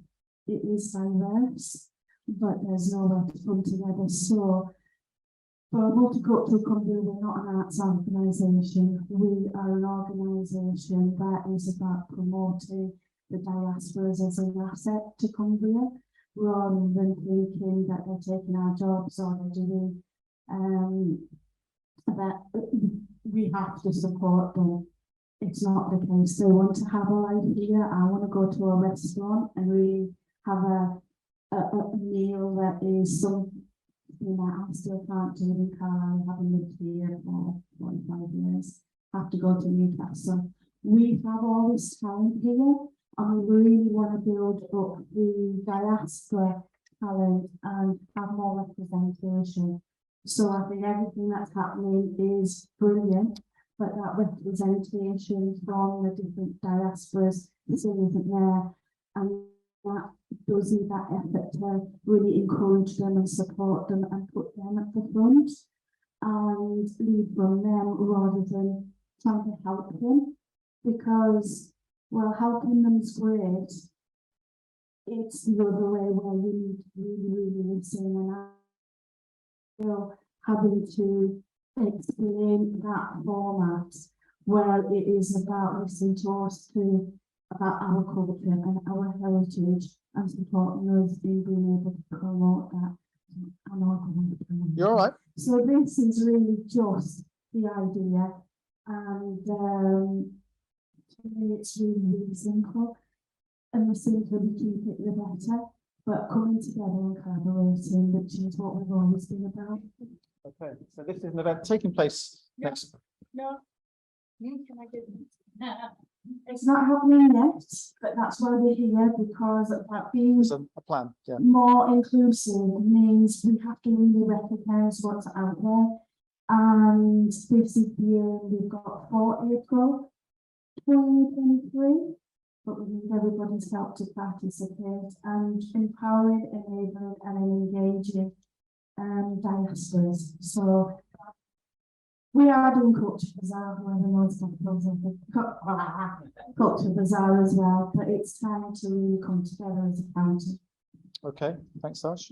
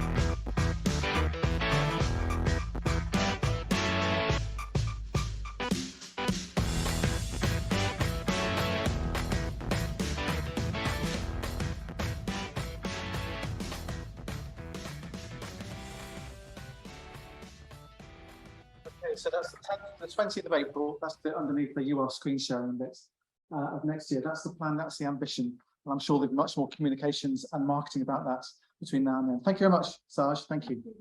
Right. Yeah. Looks great. We're racing towards lunch. Kate Parry is the chair of the Cumbria Arts and Culture Network. And have you got some reflections? Yeah. Stand on that spot then. Okay. As I'm told. Okay, we really are genuinely racing towards lunch. It's only moments away now. I'm really sorry. No, I'm really sorry, Zoomers, that we can't feed you. We'll pop some sausage rolls in the post down to Barrow there and across to Windermere. Hope that's all right. I just want to say a special hello to Ian Tabron. It's a long time since I've seen you, Ian. It's really, really great to have you here. And I think the investment in West Cumbria is just bloody marvellous. Okay, so what's next? Yes, lunch, but obviously loads and loads more work to do around, especially around representation, so that we are more inclusive. Over lunch, we will take our lovely sophisticated flip chart out into the bar and we can write on it what your immediate thoughts are after today and any actions that you're going to take. I think there are lots of things that I want to do straight away or, you know, over the next few months. It's been really good this morning, and I think one of the most powerful things, as always, is lived experience. And that's what I think drives change, understanding lived experience. I want to thank the contributors for coming and speaking to us and sharing that with us, because being vulnerable up here on stage is really extremely difficult, but really powerful. So thank you to all the contributors. It has been quite arranged today for all sorts of logistical reasons. It's always tricky to arrange an event like this, but today's been especially hard. Can't tell you why. All sorts of things have gone wrong, but here we are. We've managed it. It's been useful to you, I hope. I want to thank Amy, who is behind the scenes on Zoom. Hello, Amy. Thank you so much, as usual, for keeping us on the straight and narrow and getting us where we need to be. It's really quite tricky, and you've done a brilliant job as usual. Also, thank you to Dan. Where are you, Dan? Come here. To Dan and his team at Rose Hill for doing most of the work in enabling us all to be together face to face and on screen. Thank you to the CACN steering group members, of whom there are a few in the room today, for getting us through with this network and including making today happen. But thanks in particular to Tom, who, you know, we wouldn't ever have these meetings if it wasn't for Tom. So a big round of applause for Tom. So don't forget, go and see the Mend van. Ian, and will you be in the van, Ian and Amy? Well, absolutely. You can sit in the van with your buttons. Yeah, go see the van. Take your sandwiches outside. Have lunch. Speak to Quentin about his idea. Chat to us, and let's get some thoughts on the board. Thank you very much. It's wonderful to see you. Stay in touch. Thank you, Kate. This final thought from me is enjoy the food, enjoy the beautiful music. There's also a very nice little book that Ian showed me earlier, which is a pile of them outside on a table outside as well. It's a really beautiful little art book called 96 Cumbria. So if you want to find out more about that, talk to Ian there, sitting at the back there, one of the Ians in the room. Yeah, I think I just kind of feel like we've just chucked lots of stuff up in the air today. And the important bit is that stuff changes as a result of the conversations and as a result of the discussions that take place now, this morning, over lunch, and beyond today as well. Thank you very much to all the people on Zoom who've joined us too, as Kate has said. But this is, you know, the important stuff is to what happens as a result of these discussions. So let's not lose sight of that. But for now, my tummy is rumbling. I'm sure yours is too. Go and enjoy some nice food and some music. Thank you.